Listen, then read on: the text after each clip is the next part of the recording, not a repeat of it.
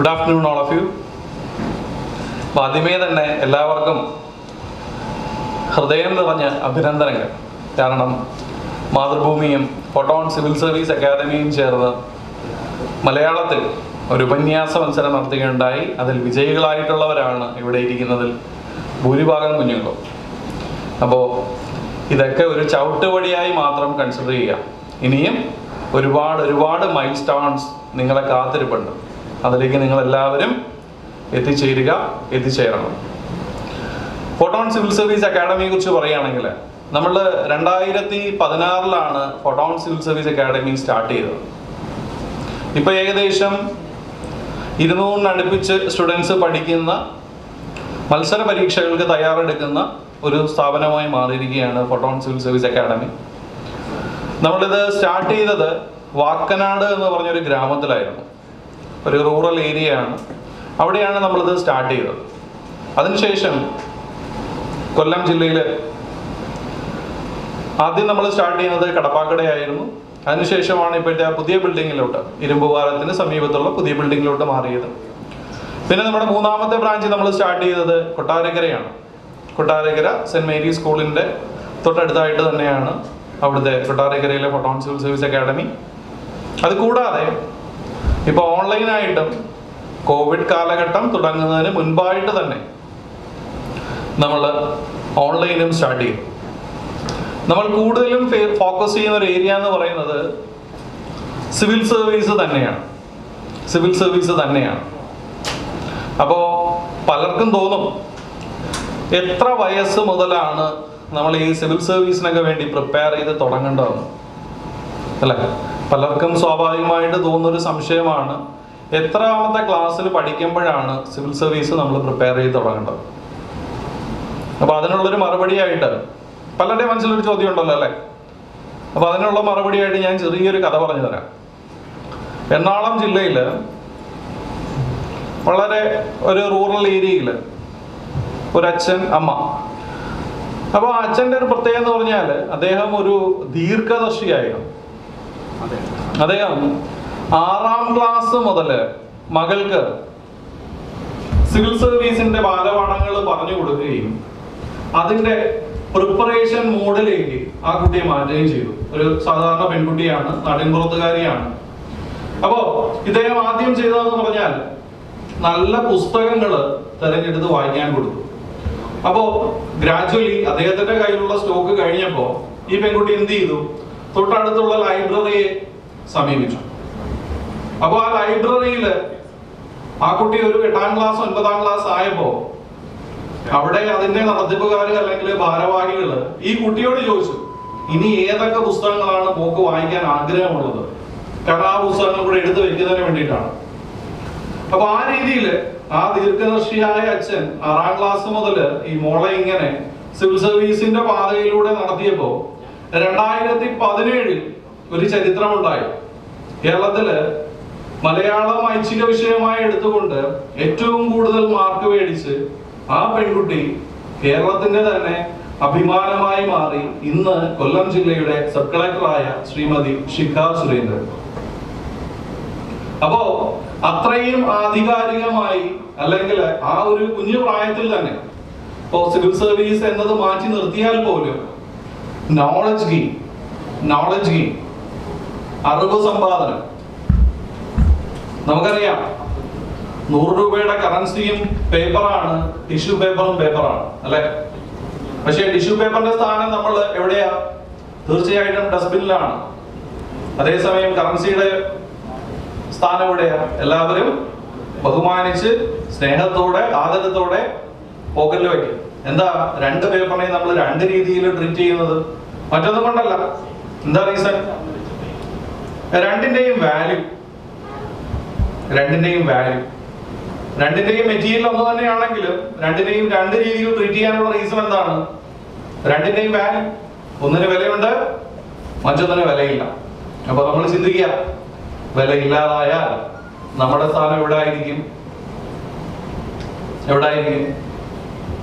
ഡസ്റ്റ്ബിനിൽ തന്നെയായിരിക്കും.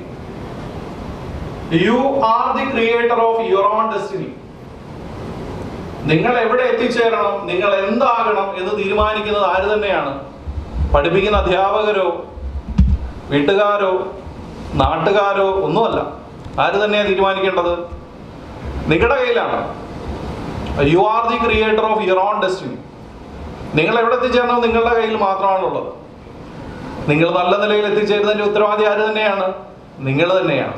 നിങ്ങൾ മോശപ്പെടുന്നെങ്കിൽ അതിന്റെ ഉത്തരവാദി ആര് തന്നെയാണ്? നിങ്ങൾ മാത്രമാണ്, മറ്റാരുമല്ല. നമ്മൾ പലപ്പോഴും പറയാറുണ്ട് സാഹചര്യങ്ങളാണെന്നൊക്കെ. ഒരിക്കലുമല്ല.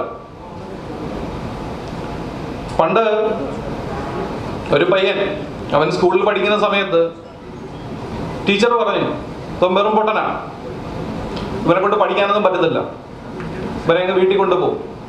കൂട്ടുകാർ ഇവനെ എപ്പോഴും ഒറ്റപ്പെടുത്തുമായിരുന്നു. ഇവൻ കൊള്ളത്തില്ല, ഇവൻ നല്ലൊരു ഫ്രണ്ടല്ല. അവസാനം എല്ലാവരാലും ഒറ്റപ്പെട്ട ഈ പയ്യനെ അമ്മ മാത്രമേ ഉണ്ടായിരുന്നുള്ളൂ ചേർത്ത് പിടിക്കാൻ. പക്ഷേ പിൽക്കാലത്ത് ആ സ്കൂളിൻ്റെ 100 year സെലിബ്രേഷന് പോലും ഈ പയ്യനെയാണ് വിളിക്കേണ്ടി വന്നത്. ആ പയ്യൻ പിന്നീട് ചരിത്രത്തിന്റെ ഭാഗമായിരുന്നു. E=mc² കണ്ടുപിടിച്ച ആൽബർട്ട് ഐൻസ്റ്റീൻ. അപ്പോ നിങ്ങൾ തന്നെയാണ് നിങ്ങളുടെ വിധി തീരുമാനിക്കുന്നത്. നമുക്ക് ഫോട്ടോൺ സിവിൽ സർവീസ് അക്കാഡമി, ഞാൻ നേരത്തെ തന്നെ പറയും, നമ്മൾ കൂടുതൽ ഫോക്കസ് ചെയ്യുന്നത് സിവിൽ സർവീസ് ആണ്. അപ്പോ എല്ലാവർക്കും ഉള്ളൊരു സംശയമാണ്, നമ്മൾ ഈ സിവിൽ സർവീസ് ഒക്കെ പ്രിപ്പയർ ചെയ്യുമ്പോൾ എങ്ങനെ പ്രിപ്പയർ ചെയ്യണം, എവിടെ നിന്ന് പ്രിപ്പയർ ചെയ്യണം? തീർച്ചയായിട്ടും സിവിൽ സർവീസിനെ സംബന്ധിച്ചിടത്തോളം നമുക്കുള്ളത് 2 മെയിൻ ടെക്സ്റ്റ് ബുക്സ് ആണ്.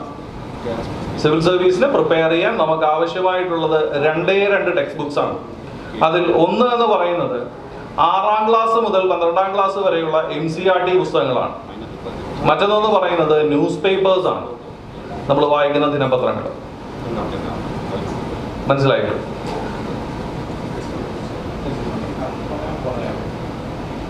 അപ്പോ സ്വാഭാവികമായിട്ടും നമ്മളോട് ചോദിക്കും, ഇതെങ്ങനെയാണ്? ഇപ്പം നമ്മൾ +2 വരെയൊക്കെ പഠിച്ച അല്ലെങ്കിൽ ഡിഗ്രി ഒക്കെ കഴിഞ്ഞവരൊക്കെ ഇവിടെ ഉണ്ടാവും. ഞങ്ങളും CBSE NCERT ഒക്കെയാണ് പഠിച്ചത്. അപ്പോൾ ഞങ്ങൾ ഇതിനെല്ലാം എലിജിബിൾ അല്ലേ, ഞങ്ങൾ പിന്നെ എന്തിനാ പഠിക്കേണ്ടത് എന്നൊരു ചോദ്യം സ്വാഭാവികമായിട്ടും വരാറുണ്ട്. പക്ഷേ നമ്മുടെ സ്കൂളിംഗ് സിസ്റ്റത്തിന്റെ ഒരു ഡ്രോബാക്ക് ആവും. You have to read between the line. ഒരു കോൺസെപ്റ്റ് NCERT പറയുകയാണെങ്കിൽ അത് എന്താണ് എന്ന് മനസ്സിലാക്കി വായിക്കാനുള്ള ഒരു അറിവുണ്ടാവണം. നമ്മൾ പറയാറുണ്ട് കേരളത്തിന് അല്ലെങ്കിൽ ഇന്ത്യക്ക് കേരളത്തിന് ഇന്ത്യക്ക് തന്നെ 2 കോസ്റ്റൽ റീജിയൻസ് ഉണ്ട്. നമുക്ക് പടിഞ്ഞാറ് അറബിക്കടലും ഉണ്ട്, അതുപോലെ തന്നെ ബേ ഓഫ് ബംഗാളും ഉണ്ട് അല്ലെ. 2 കോസ്റ്റൽസ് ആണുള്ളത്. അപ്പോൾ നമുക്ക് ഇവിടുന്ന് ഏറ്റവും കൂടുതൽ മീൻ എവിടുന്നാ കിട്ടിയെന്ന് പറഞ്ഞാൽ 100 പേര് ഇരിക്കുന്ന ക്ലാസ്സിൽ 50 പേരെങ്കിലും പറയും നമുക്ക് പടിഞ്ഞാറ് നിന്നാണ് കൂടുതൽ മീൻ കിട്ടുന്നത്. സ്വാഭാവികമായും അടുത്ത ചോദ്യം വരും, എന്തുകൊണ്ട് അവിടുന്ന് മാത്രം മീൻ കിട്ടുന്നു? തീർന്നു, അവിടെ തീർന്നു. നമ്മൾ 6ാം ക്ലാസ്സിലെ NCERT പുസ്തകങ്ങൾ നോക്കുകയാണെങ്കിൽ വ്യക്തമായിട്ട് അതിനകത്ത് കൊടുത്തിട്ടുണ്ട് ഇന്ത്യക്ക് 2 കോസ്റ്റൽ ലൈൻസ് ആണുള്ളത്, ഇന്ന റീജിയനിൽ നമുക്ക് മീൻ കിട്ടുന്നു. മീൻ കിട്ടുന്നു എന്നുള്ള കാര്യം വരെ പറയുന്നുള്ളൂ. ടീച്ചർമാർ അവിടം വരെ പഠിപ്പിക്കത്തുള്ളൂ, നമ്മളും അതുവരെ പഠിക്കും. അതിനപ്പുറത്തോട്ട് കാര്യങ്ങൾ ചോദിച്ചാൽ പിള്ളേർക്കും അറിയില്ല, പറഞ്ഞു കൊടുക്കാൻ ടീച്ചർമാരും മെനക്കെടാറില്ല. മനസ്സിലാവുന്നില്ലേ? പക്ഷേ നമ്മളൊരു UPSC ലെവലിൽ പ്രിപ്പയർ ചെയ്യുമ്പോൾ നമുക്ക് വേണ്ട എന്താണ്? ആ ഒരു അനലറ്റിക്കൽ പോയിന്റ് ഓഫ് വ്യൂ ആണ്.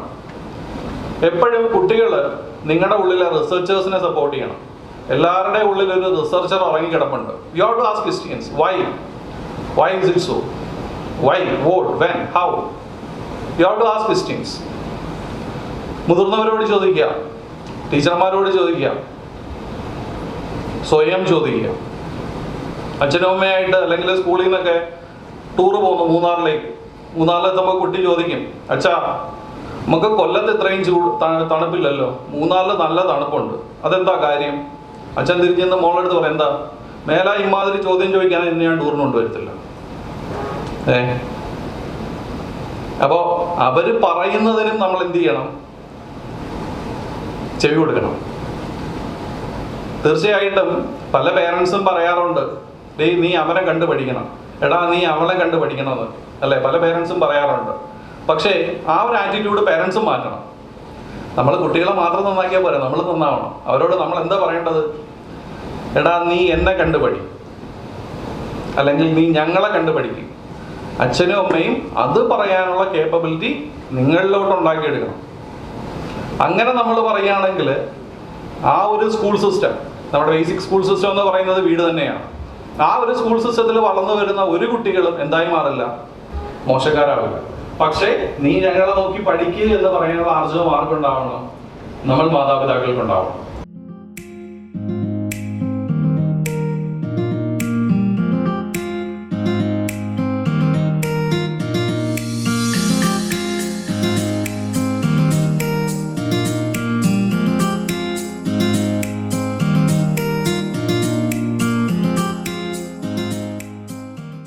ഈ പ്രോഗ്രാമിൽ പങ്കെടുക്കുന്നത് നമ്മുടെ വിശിഷ്ട അതിഥി ബഹുമാനപ്പെട്ട സപ്ലൈകോ കൊല്ലം ശ്രീമതി ടീച്ചർ പ്രവർത്തന കുമാരി വൈഷ്ണവി ശ്രീകുമാർ, സ്വാഗത പ്രസംഗം Shri P V news editor Mathrubhumi, അധ്യക്ഷ പ്രസംഗം ശ്രീ എസ് വിനോദ് കുമാർ, പ്രതിനിധിനായകർ മാതൃഭൂമി കൊല്ലം, ഉദ്ഘാടനം ബഹുമാനപ്പെട്ട സുരേന്ദ്രൻ IAS സപ്ലൈകോ കൊല്ലം, സമ്മാനദാനവും ബഹുമാനപ്പെട്ട സുരേന്ദ്രൻ IAS ആണ് നിർവഹിക്കുന്നത്. ഇതിന്റെ ആനന്ദ് launch academic head Shri Philip കൊയ്പ്പള്ളിയാണ് നിർവഹിക്കുന്നത്. പ്രഭാഷണം Shri Akhil Dinesh, managing director photon സിൻസസ് അക്കാദമി. നന്ദി പ്രഭാഷണം ശ്രീ വിനോദ് DS, വിദ്യാർത്ഥി ഫോട്ടോ സിൻസസ് അക്കാദമി. അതിനായി ഈശ്വര പ്രവർത്തനം കുമാരി വൈഷ്ണവി ശ്രീകുമാർ. പ്രാർത്ഥനയാ തിരുമുൻപിൽ നിൽക്കുന്നു ദൈവമേ, ഞങ്ങളിതാ തൊഴുകൈകളോടെ ജഗദീശ്വരനെ ധ്യാനിച്ചു നിൽപ്പോ. ഞങ്ങളിതാ തൊഴുകൈകളോടെ ജഗദീശ്വരനെ ധ്യാനിച്ചു നിൽപ്പോ. ഞങ്ങളിതാ വന്ദേ നാദ സത്യസ്വരൂപ, വന്ദേ നാദ സ്നേഹസ്വരൂപ, വന്ദേ നാദ ആത്മസ്വരൂപ ജഗദീശ. വന്ദേ നാദ സത്യസ്വരൂപ, വന്ദേ നാദ സ്നേഹസ്വരൂപ, വന്ദേ നാദ ആത്മസ്വരൂപ ജഗദീശ. പ്രാർത്ഥനയായി തിരുമുൻപിൽ നിൽക്കുന്നു ദൈവമേ, ഞങ്ങളിതാ തൊഴുകൈകളോടെ ജഗദീശ്വരനെ ധ്യാനിച്ചു നിൽപ്പോ. ഞങ്ങളിതാ പ്രാർത്ഥനയായി തിരുമുൻപിൽ നിൽക്കുന്നു ദൈവമേ, ഞങ്ങളിതാ.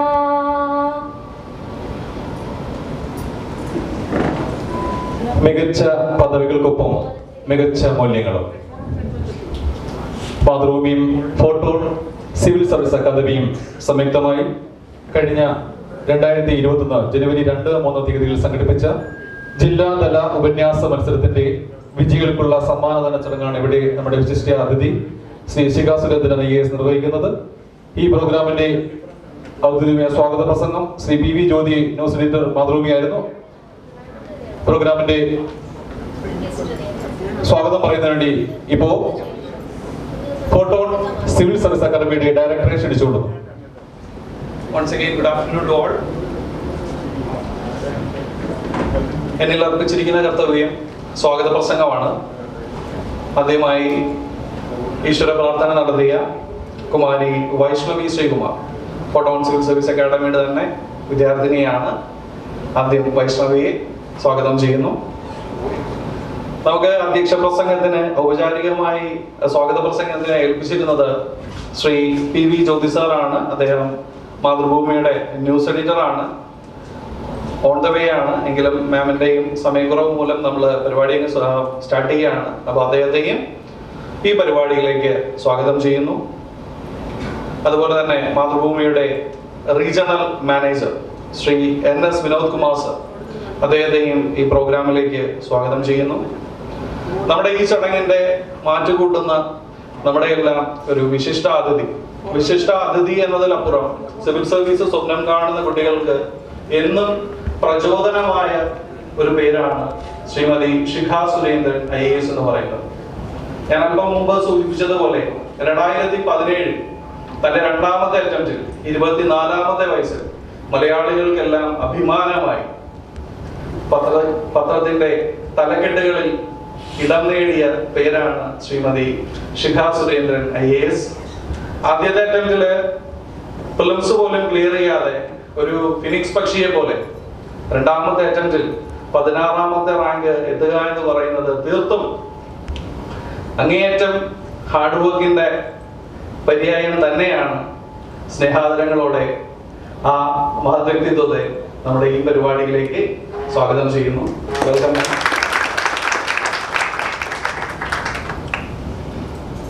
മറ്റൊരു വ്യക്തിത്വത്തിനുടമയാണ്. അധ്യാപനം എന്ന് പറയുന്നത് പഠിപ്പീര് മാത്രമല്ല, കുട്ടികളുടെ മനസ്സിലേക്ക് ഇറങ്ങി ചെല്ലുക, അവരെ നേർവഴിക്ക് നടത്തുക, അവരെ കൈപിടിച്ച് നടത്തിക്കുക, മൂല്യമുള്ളവരാക്കുക. അപ്പോഴാണ് ഒരു അധ്യാപകന് പൂർണ്ണത കൈവരിക്കാൻ കഴിയുന്നത്. എൻ്റെ അധ്യാപകൻ അതിലുപരി 1990 മുതൽ കേരളത്തിൽ നിന്നുള്ള ഭൂരിഭാഗം സിവിൽ സർവീസ് ഉദ്യോഗാർത്ഥികളുടെയും ഹിസ്റ്ററി അധ്യാപകൻ, കേരള സ്റ്റേറ്റ് സിവിൽ സർവീസ് അക്കാഡമിയുടെ history department coordinator, department head, photon civil service അക്കാഡമിയുടെ academic head Shri Philip K. Koyppally. ആദരപൂർവ്വം അദ്ദേഹത്തെ ഈ ചടങ്ങിലേക്ക് സ്വാഗതം ചെയ്യുന്നു.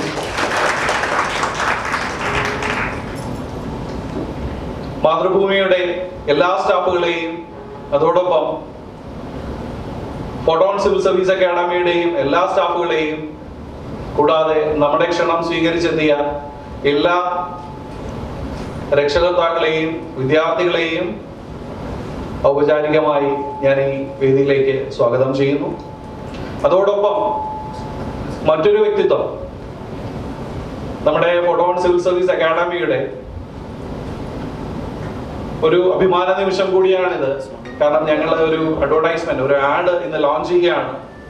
അപ്പോൾ അതിന്റെ തുടക്കം മുതൽ ഞങ്ങൾക്ക് വഴികാട്ടിയായി നിന്ന് ഞങ്ങളുടെ ആ ഒരു ലക്ഷ്യപ്രാപ്തിയിലേക്ക് എത്തിച്ച ഞങ്ങളുടെ ഡയറക്ടർ ശ്രീ മുഹാദ് വെമ്പായ, അദ്ദേഹത്തെ വളരെ ആദരപൂർവ്വം ഈ ചടങ്ങിലേക്ക് സ്വാഗതം ചെയ്യുകയാണ്.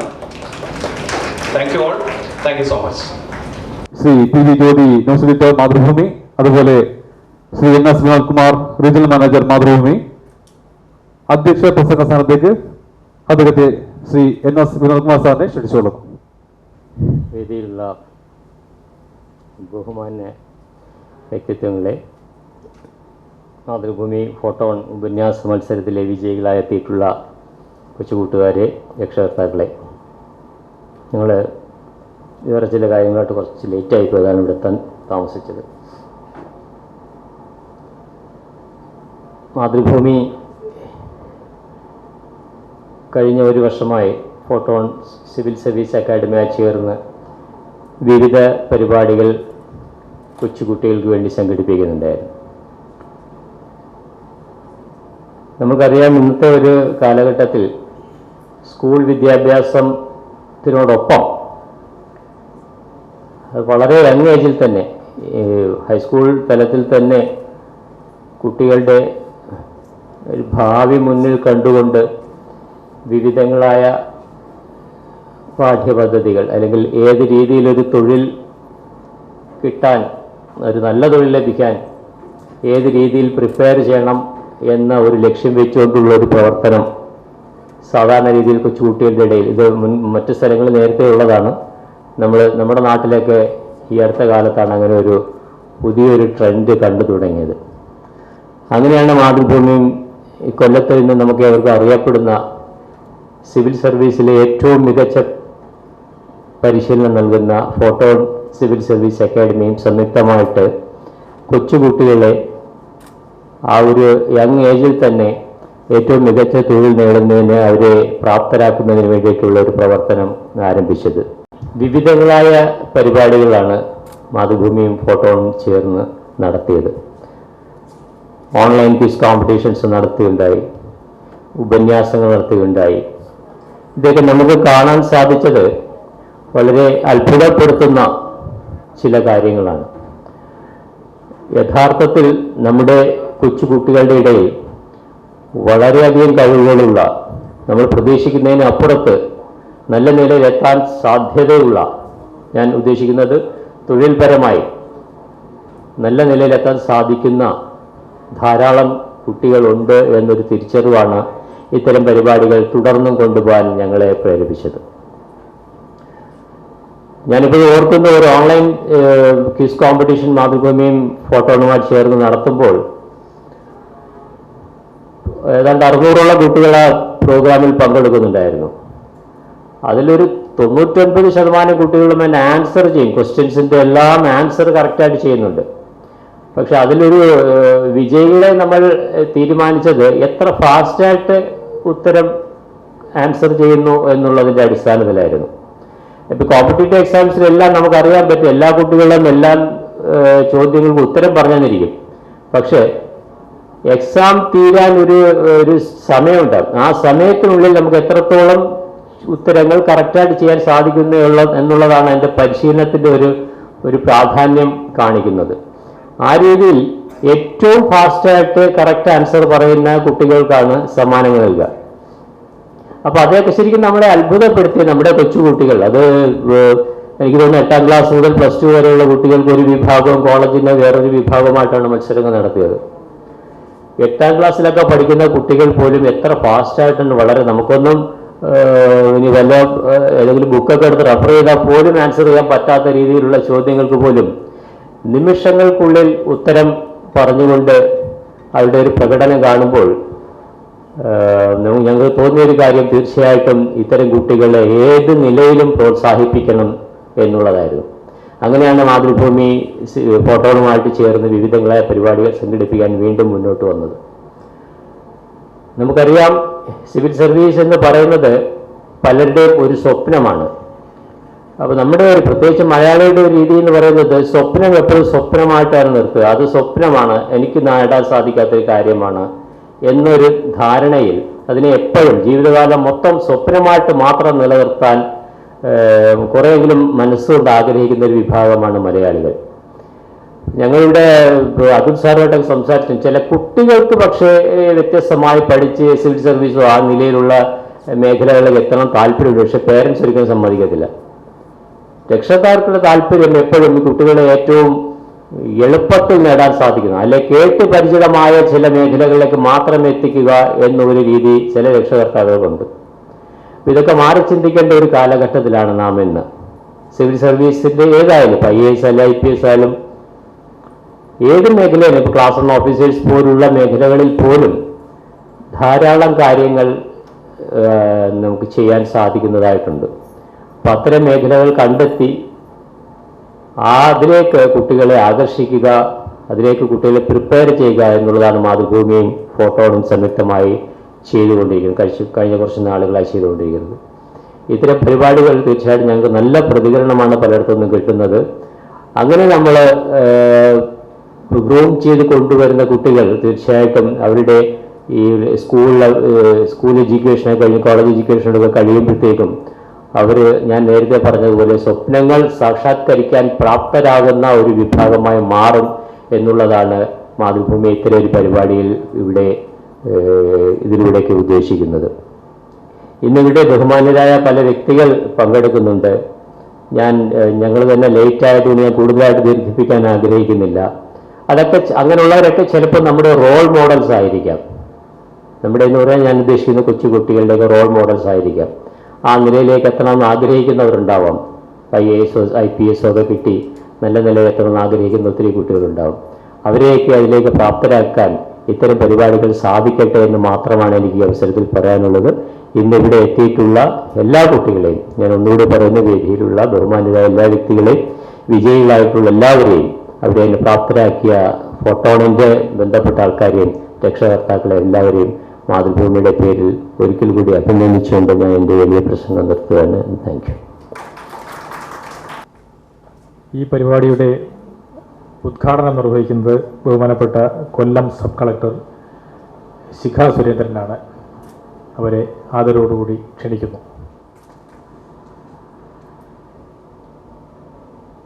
ബഹുമാനപ്പെട്ട അധ്യക്ഷൻ, വേദിയിലും സദസ്സിലുമായിരിക്കുന്ന മറ്റ് പ്രമുഖ വ്യക്തികളെ,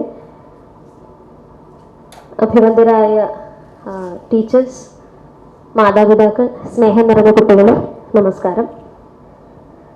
മാതൃഭൂമി ഫോട്ടോ ഉപന്യാസ മത്സര വിജയികൾക്കുള്ള സമ്മാനദാന ചടങ്ങാണ് ഇവിടെ നടത്തുന്നത്.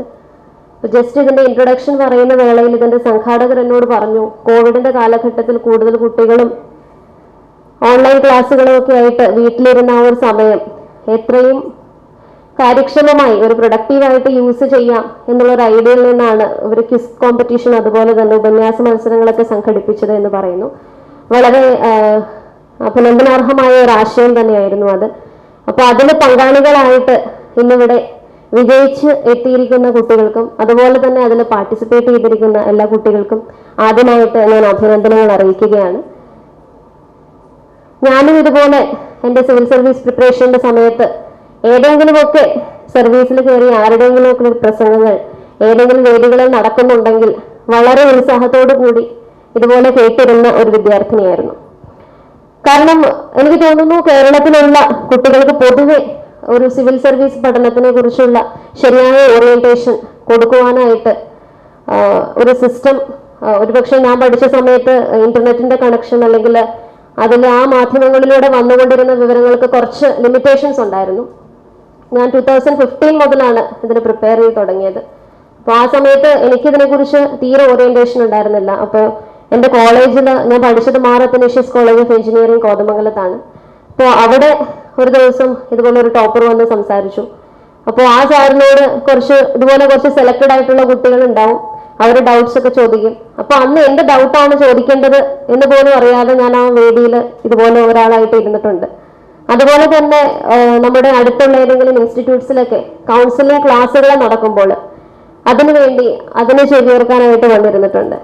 അപ്പോൾ ഞാൻ പറയുകയാണെങ്കിൽ 6ാം ക്ലാസ് മുതൽ ഇപ്പോൾ ഇവിടെ ഇരിക്കുന്ന ഏജ് ഗ്രൂപ്പ് എനിക്ക് തോന്നുന്നു കൂടുതലും ഹൈസ്കൂൾ, UP, LP സ്കൂളിലെ കുട്ടികളുണ്ടോ എന്ന് എനിക്കറിയില്ല. കുറച്ച് കുഞ്ഞു കുട്ടികളെ കൂടി ഞാൻ കാണുന്നുണ്ട്.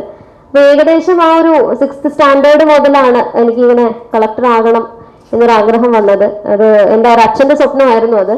അപ്പോൾ ആ ഒരു സമയം മുതൽ ഞാൻ ഇതിനു വേണ്ടി സ്വപ്നം കണ്ടിരുന്നെങ്കിലും അതിനുവേണ്ടി ഞാൻ പ്രയത്നിച്ചു തുടങ്ങിയത് എൻ്റെ എഞ്ചിനീയറിംഗ് ഗ്രാജുവേഷന് ശേഷമാണ്.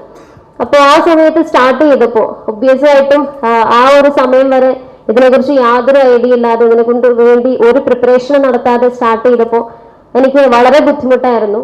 അപ്പോൾ ആദ്യത്തെ ഒരു വർഷം കുറച്ച് കോച്ചിങ് അറ്റൻഡ് ചെയ്ത് ആ കോച്ചിങ് ക്ലാസ്സുകളിൽ പറയുന്ന കാര്യങ്ങൾ മാത്രം പഠിച്ചു വന്നതിന് ശേഷം അതിന് വീണ്ടും ഒരു വർഷത്തിന് ശേഷമാണ് ഞാൻ പഠിച്ചിരുന്ന കുറേ കാര്യങ്ങൾ തെറ്റായിരുന്നു എന്നെനിക്ക് മനസ്സിലായത്.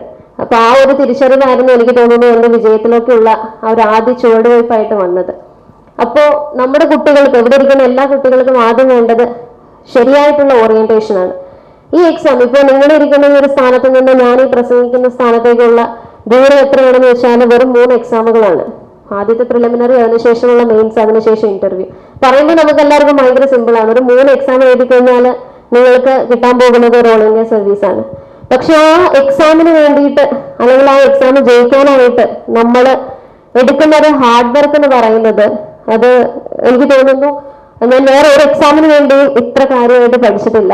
അപ്പോൾ ആ ഒരു ഹാർഡ് വർക്കാണ്. ആ ഹാർഡ് വർക്ക് എന്തുകൊണ്ടാണ് നമ്മൾ അത്രയും ഹാർഡ് വർക്ക് ഇതിനു വേണ്ടി ഇടേണ്ടി വരിക എന്ന് പറയുന്നതിന്റെ ആൻസർ ഇതിന്റെ കോമ്പറ്റീഷൻ ആണ്. ഇപ്പൊ ഇവർ പറഞ്ഞു ക്വിസ് കോമ്പറ്റീഷനിലൊക്കെ പിള്ളേർ വളരെ സ്പോണ്ടേനിയസ് ആയിട്ട് ആൻസേഴ്സ് പറയുന്നു. നമുക്കൊക്കെ ഓപ്പൺ ബുക്കിൽ പോലും കണ്ടെത്താൻ പറ്റാത്ത ആൻസേഴ്സ് ആണ്. നിങ്ങൾ വിചാരിക്കണം ഇതുപോലെ ഇന്ത്യയിലെ എല്ലാ കോണുകളിൽ നിന്നും ആളുകൾ ഇതിനു വേണ്ടി പഠിക്കുന്നുണ്ട്. അപ്പോൾ ഇപ്പോഴത്തെ കുട്ടികൾക്ക് ഐക്യ കൂടുതലാണെങ്കിൽ ഒബ്വിയസ് ആയിട്ട് നിങ്ങൾ കോമ്പീറ്റ് ചെയ്യാൻ പോകുന്നത് അത്രയും ഐക്യ കൂടിയ കുട്ടികളുമായിട്ടാണ്.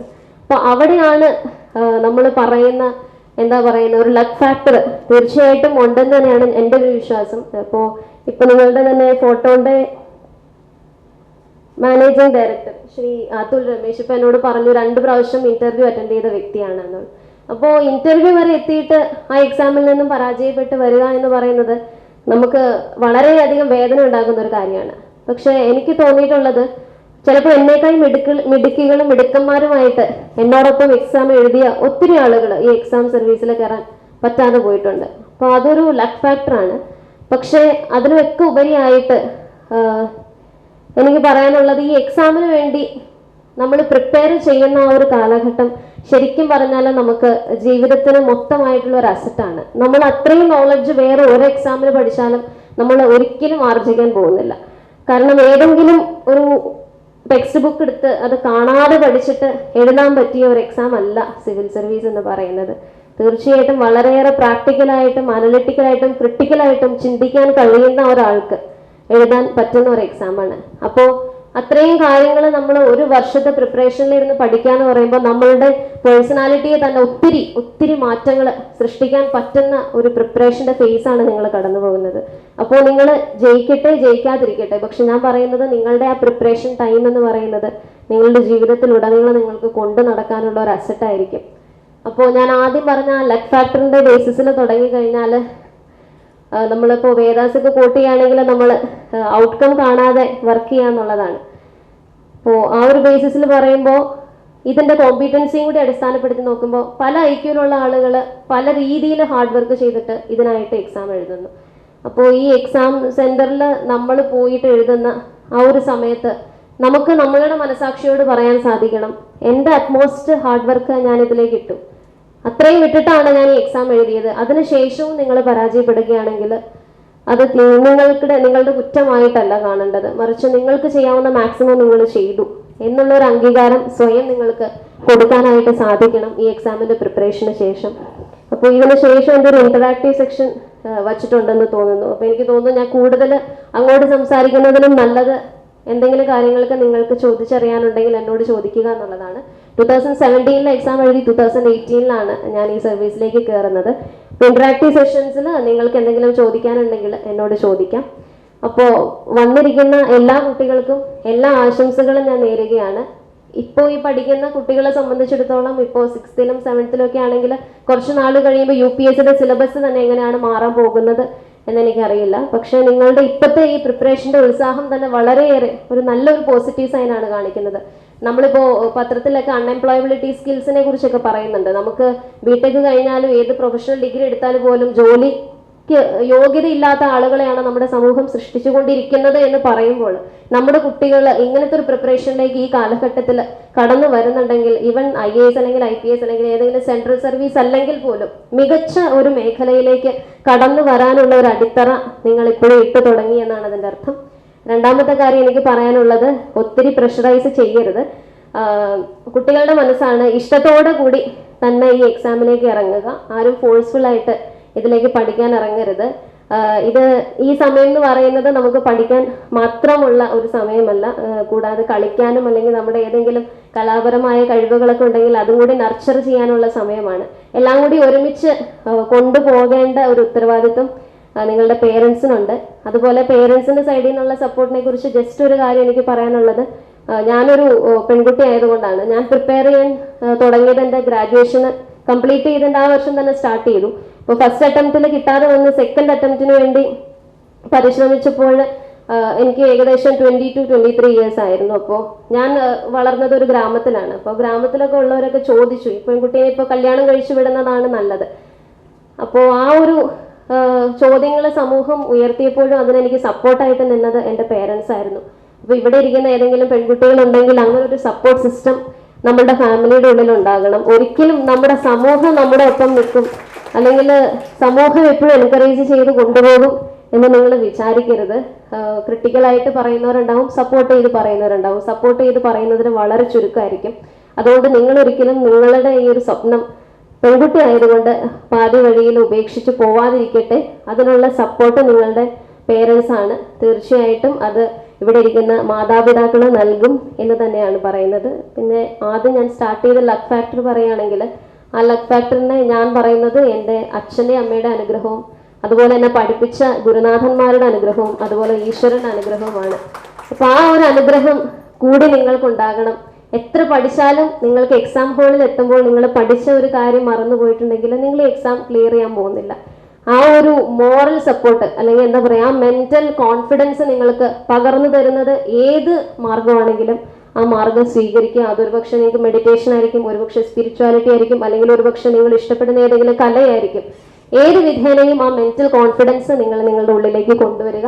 ആ മെന്റൽ കോൺഫിഡൻസോട് കൂടി, നിങ്ങളുടെ ഉള്ളിലുള്ള ഹാർഡ് വർക്കോട് കൂടി, നിങ്ങളുടെ ചുറ്റുമുള്ള ഏറ്റവും ഇഷ്ടപ്പെടുന്നവരുടെ സപ്പോർട്ടോട് കൂടി ഈ എക്സാമിനെ ഫേസ് ചെയ്യുക. എല്ലാവർക്കും എല്ലാവിധ വിജയാശംസകളും നേർന്നുകൊണ്ട് ഈ മാതൃഭൂമി ഫോട്ടോ ഉപന്യാസ മത്സരത്തിന്റെ സമ്മാനദാന ചടങ്ങ് ഔദ്യോഗികമായി ഉദ്ഘാടനം ചെയ്തതായി പ്രഖ്യാപിക്കുന്നു. നന്ദി, നമസ്കാരം.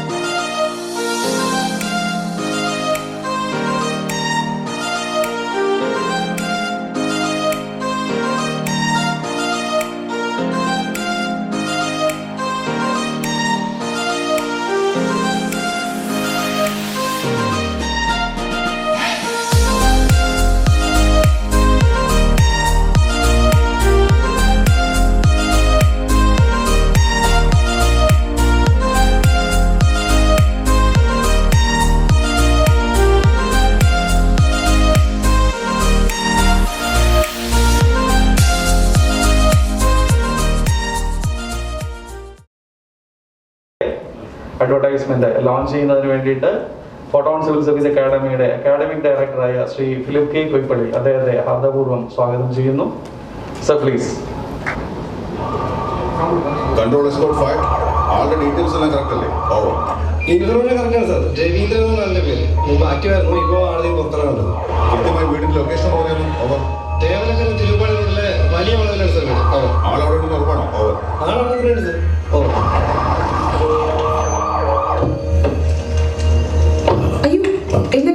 എന്തൊക്കെയുണ്ട സാർ? പഴയൊരു സ്റ്റുഡന്റ് ആണ് സാർ ഇപ്പോഴത്തെ അവസ്ഥ അറിയിച്ചത്. സാറിനെ കണ്ട പേപ്പേഴ്സ് കറക്റ്റ് ചെയ്യാൻ വന്നതാ. ഞാൻ അങ്ങോട്ട് വരാനിരിക്കാനും കാലു വയ്യാത്തോണ്ട് ചില കാര്യങ്ങൾക്ക് ഇങ്ങോട്ട് വന്ന് കാണേണ്ട ഒരു കടമ ഞങ്ങളെ പോലുള്ളവർക്കുണ്ട്. അതല്ലേ സർ യഥാർത്ഥ സിവിൽ സർവീസ്. മികച്ച പദവികൾക്കൊപ്പം മികച്ച മൂല്യങ്ങളും. ഫോട്ടോൺ സിവിൽ സർവീസ് അക്കാദമി, കൊല്ലം, കൊട്ടാരക്കര, വാക്കല. 6ാം ക്ലാസ് മുതൽ ഡിഗ്രി വരെയുള്ള വിദ്യാർത്ഥികൾക്ക് ലോകത്തെവിടെ നിന്നും സിവിൽ സർവീസ് പരിശീലനം ആരംഭിക്കാം. ഫോട്ടോൺ സിവിൽ സർവീസ് ലേണിംഗ് ആപ്പിലൂടെ. ഫോട്ടോൺ പഠനത്തോടൊപ്പം സിവിൽ സർവീസ് പരിശീലനവും. നമുക്ക് വളരെ നല്ലൊരു ഓപ്പർച്യൂണിറ്റിയാണ് കിട്ടിയിരിക്കുന്നത്. ഇവിടെ കൂടിയിരിക്കുന്ന എല്ലാ വിദ്യാർത്ഥികൾക്കും മാമുമായിട്ട് ഇന്ററാക്ട് ചെയ്യാൻ പറ്റുന്ന ഒരു അവസരമാണ്. മാക്സിമം യൂട്ടിലൈസ് ചെയ്യുക, അതേ ഉള്ളൂ എനിക്ക് നിങ്ങളോട് പറയാൻ. അപ്പോൾ അതിനു വേണ്ടിയിട്ട് ആ ഒരു സമയം തരുന്ന മാമിന് ആദ്യമേ തന്നെ നന്ദി അറിയിക്കുന്നു. Ma'am please. ആരെങ്കിലും ഒന്ന് പെട്ടെന്ന് സ്റ്റാർട്ട് ചെയ്താൽ ആ സ്റ്റാർട്ടിങ് ട്രബിൾ എല്ലാവരുടെയും മാറി പുറകെ ചോദ്യങ്ങൾ വരുമെന്ന് പ്രതീക്ഷിക്കുന്നു. ഡിഗ്രി ഫസ്റ്റ് ഇയർ ആണ് പഠിക്കുന്നത്.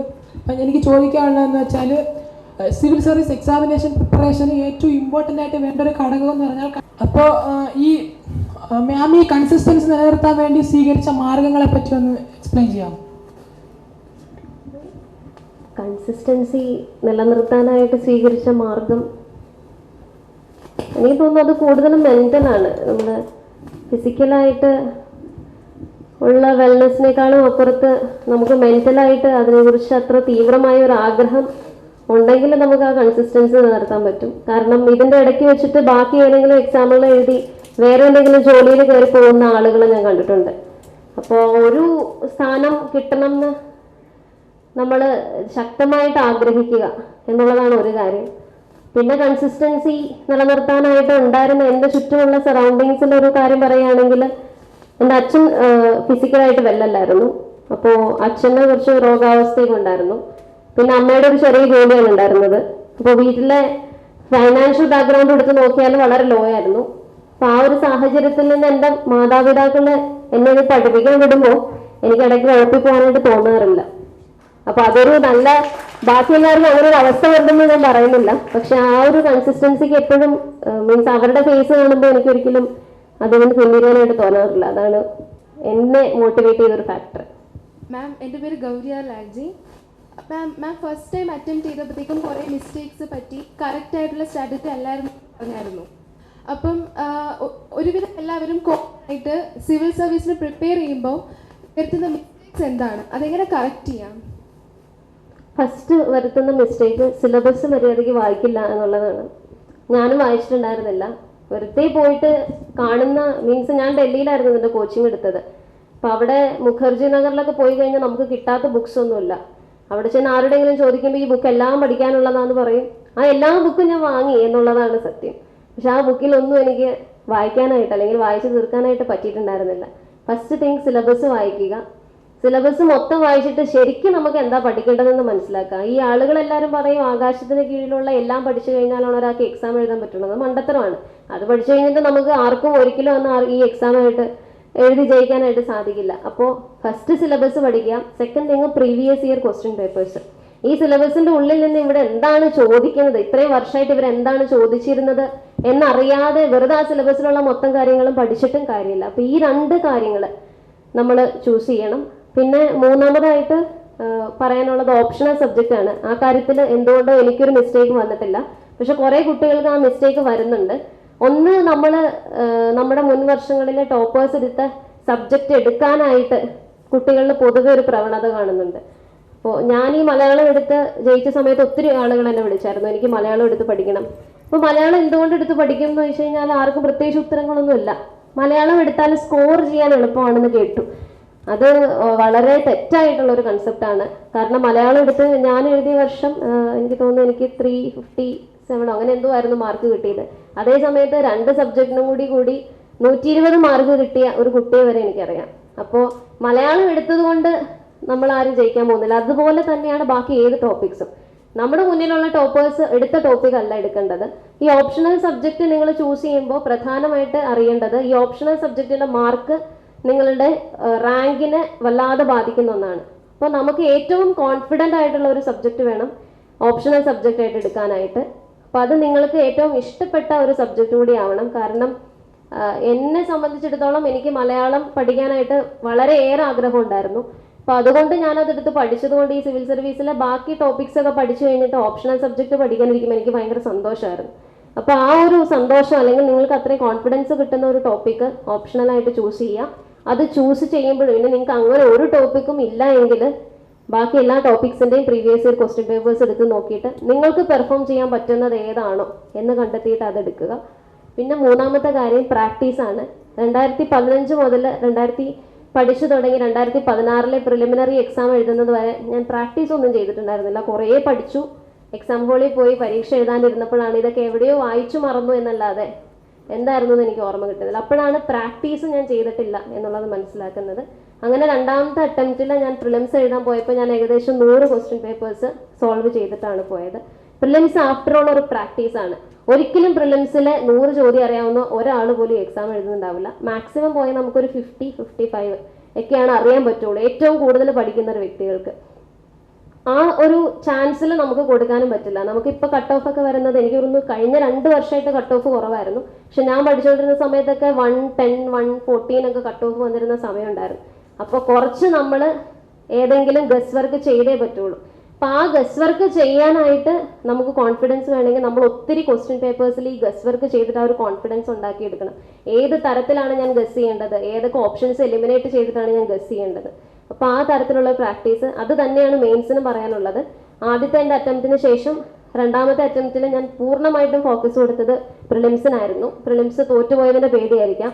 അതിനുശേഷം മെയിൻസിന് പഠിക്കാനുള്ള അല്ലെങ്കിൽ പഠിച്ചിരിക്കാനുള്ള ഒരു സ്റ്റഫ് എൻ്റെ കയ്യിൽ ഉണ്ടായിരുന്നില്ല. പക്ഷെ ഞാൻ ആ സമയത്ത് ഒരു മെയിൻസിന് ടെസ്റ്റ് സീരീസ് ഓപ്റ്റ് ചെയ്തിട്ട് ഏകദേശം 24 ടെസ്റ്റുകൾ ഉണ്ടായിരുന്നു എന്നാണ് എൻ്റെ ഓർമ്മ. 24 21 അത് പ്രാക്ടീസ് ചെയ്തിട്ടാണ് ഞാൻ മെയിൻസിന് പഠിച്ചത്. ആദ്യത്തെ ടെസ്റ്റ് എഴുതി കഴിഞ്ഞപ്പോൾ എനിക്ക് കിട്ടിയ മാർക്ക് 60 ആയിരുന്നു. ആ 60-ൽ നിന്ന് ഞാൻ ലാസ്റ്റത്തെ ടെക്സ്റ്റൊക്കെ എത്തിയപ്പോഴേക്കും എനിക്ക് 130 മാർക്ക് വരെ എത്തിയിരുന്നു. അപ്പോൾ ആ ഒരു പ്രാക്ടീസ് പലപ്പോഴും നമ്മുടെ കുട്ടികൾക്ക് ഉണ്ടാവാറില്ല. എല്ലാവരും കുറേ പഠിക്കും. നിങ്ങൾ അറിയേണ്ട കാര്യം പ്രാക്ടീസാണ്. ഈ പ്രാക്ടീസിന് വലിയൊരു വിലയുള്ളത് എന്താണെന്ന് വെച്ചാൽ മെയിൻസിൻ്റെ എക്സാം ഒരു ദിവസം 6 മണിക്കൂറാണ്. രാവിലെ 3 മണിക്കൂർ നിങ്ങൾ എഴുതുന്നു, ഉച്ച കഴിഞ്ഞ് 3 മണിക്കൂർ എഴുതുന്നു. ഈ 3 മണിക്കൂർ നിങ്ങൾ പേന കയ്യിൽ താഴെ വെക്കാതെ എഴുതിയാലാണ് നിങ്ങൾക്ക് ആ ഫുൾ ക്വസ്റ്റ്യൻസ് ആൻസർ ചെയ്യാൻ പറ്റുള്ളൂ. ആ 3 മണിക്കൂർ എഴുതാനായിട്ട് നിങ്ങളുടെ കൈ വഴങ്ങണം. അത്യാവശ്യം നല്ലൊരു ഹാൻഡ് റൈറ്റിങ്ങിൽ ബാക്കിയുള്ളവർക്ക് വായിക്കാൻ പറ്റുന്ന രീതിയിൽ അത് എഴുതി വെക്കണം. അപ്പോൾ അത് പ്രാക്ടീസും കൊണ്ടേ പറ്റുള്ളൂ. അപ്പോൾ എനിക്ക് കിട്ടിയ ടൈം ടേബിൾ ഒരാഴ്ചയായിരുന്നു എങ്കിൽ ആ ഒരാഴ്ച അതുപോലെ തന്നെ മോക്കായിട്ട് എൻ്റെ വീട്ടിലിരുന്ന് ഞാൻ അതേ സമയം സെറ്റ് ചെയ്തിട്ട് ക്വസ്റ്റ്യൻസ് എഴുതി പഠിച്ചിരുന്നു. അതുകൊണ്ട് എനിക്ക് എക്സാം ഹോളിൽ എത്തിയപ്പോൾ ഒത്തിരി ബുദ്ധിമുട്ട് വന്നില്ല ഇങ്ങനെ കണ്ടിന്യൂസ് ആയിട്ട് എഴുതുന്നതിൻ്റെ. അപ്പോൾ ആ ഒരു പ്രാക്ടീസ് വേണം. അപ്പോൾ practice, syllabus, previous year question papers, ഇതാണ് ബേസിക്സ്. ഇതിൻ്റെ അപ്പുറത്തേക്കാണ് പഠിക്കുന്ന എന്തോരം പഠിച്ചു വെച്ചിട്ട് കാര്യമില്ല, പ്രാക്ടീസ് ചെയ്യുക. മാം, അച്ഛൻ്റെ ആഗ്രഹമാണ് മാം ഫസ്റ്റ് ഈ ഫീൽഡിലേക്ക് വരാനുള്ള പ്രധാനപ്പെട്ട കാരണമെന്ന് പറഞ്ഞു. അതിലപ്പുറം അതിലുപരിയായിട്ട് മാമിനെ ഈ സിവിൽ സർവൻ്റ് ആകണം അല്ലെങ്കിൽ ഒരു IAS ആകണം എന്നതിൽ പിടിച്ചു നിർത്തിയ ഒരു റീസൺ പറയാമോ? ഓക്കെ, 6ാം ക്ലാസ്സിൽ വെച്ചിട്ടാണ് ഞാൻ ഇതിനെക്കുറിച്ച്, അച്ഛനും ഒരു പക്ഷേ ഈ സ്വപ്നം നേരത്തെ ഉണ്ടായിരുന്നായിരിക്കണം, 6ാം ക്ലാസ്സിൽ വെച്ചിട്ടൊക്കെയാണ് പറയുന്നത്. അതിനുശേഷം എനിക്ക് മോട്ടിവേഷനായിട്ട് തോന്നിയത് ഞാൻ എൻ്റെ 9th സ്റ്റാൻഡേർഡിൽ പഠിക്കുമ്പോൾ എറണാകുളം ജില്ലാ കളക്ടറായിരുന്ന ഡോക്ടർ എൻ ബീന മാം ആയിരുന്നു. അപ്പോൾ അന്നൊരു സ്കോളർഷിപ്പ് വാങ്ങാനായിട്ട് കളക്ടറേറ്റിലേക്ക് പോയി.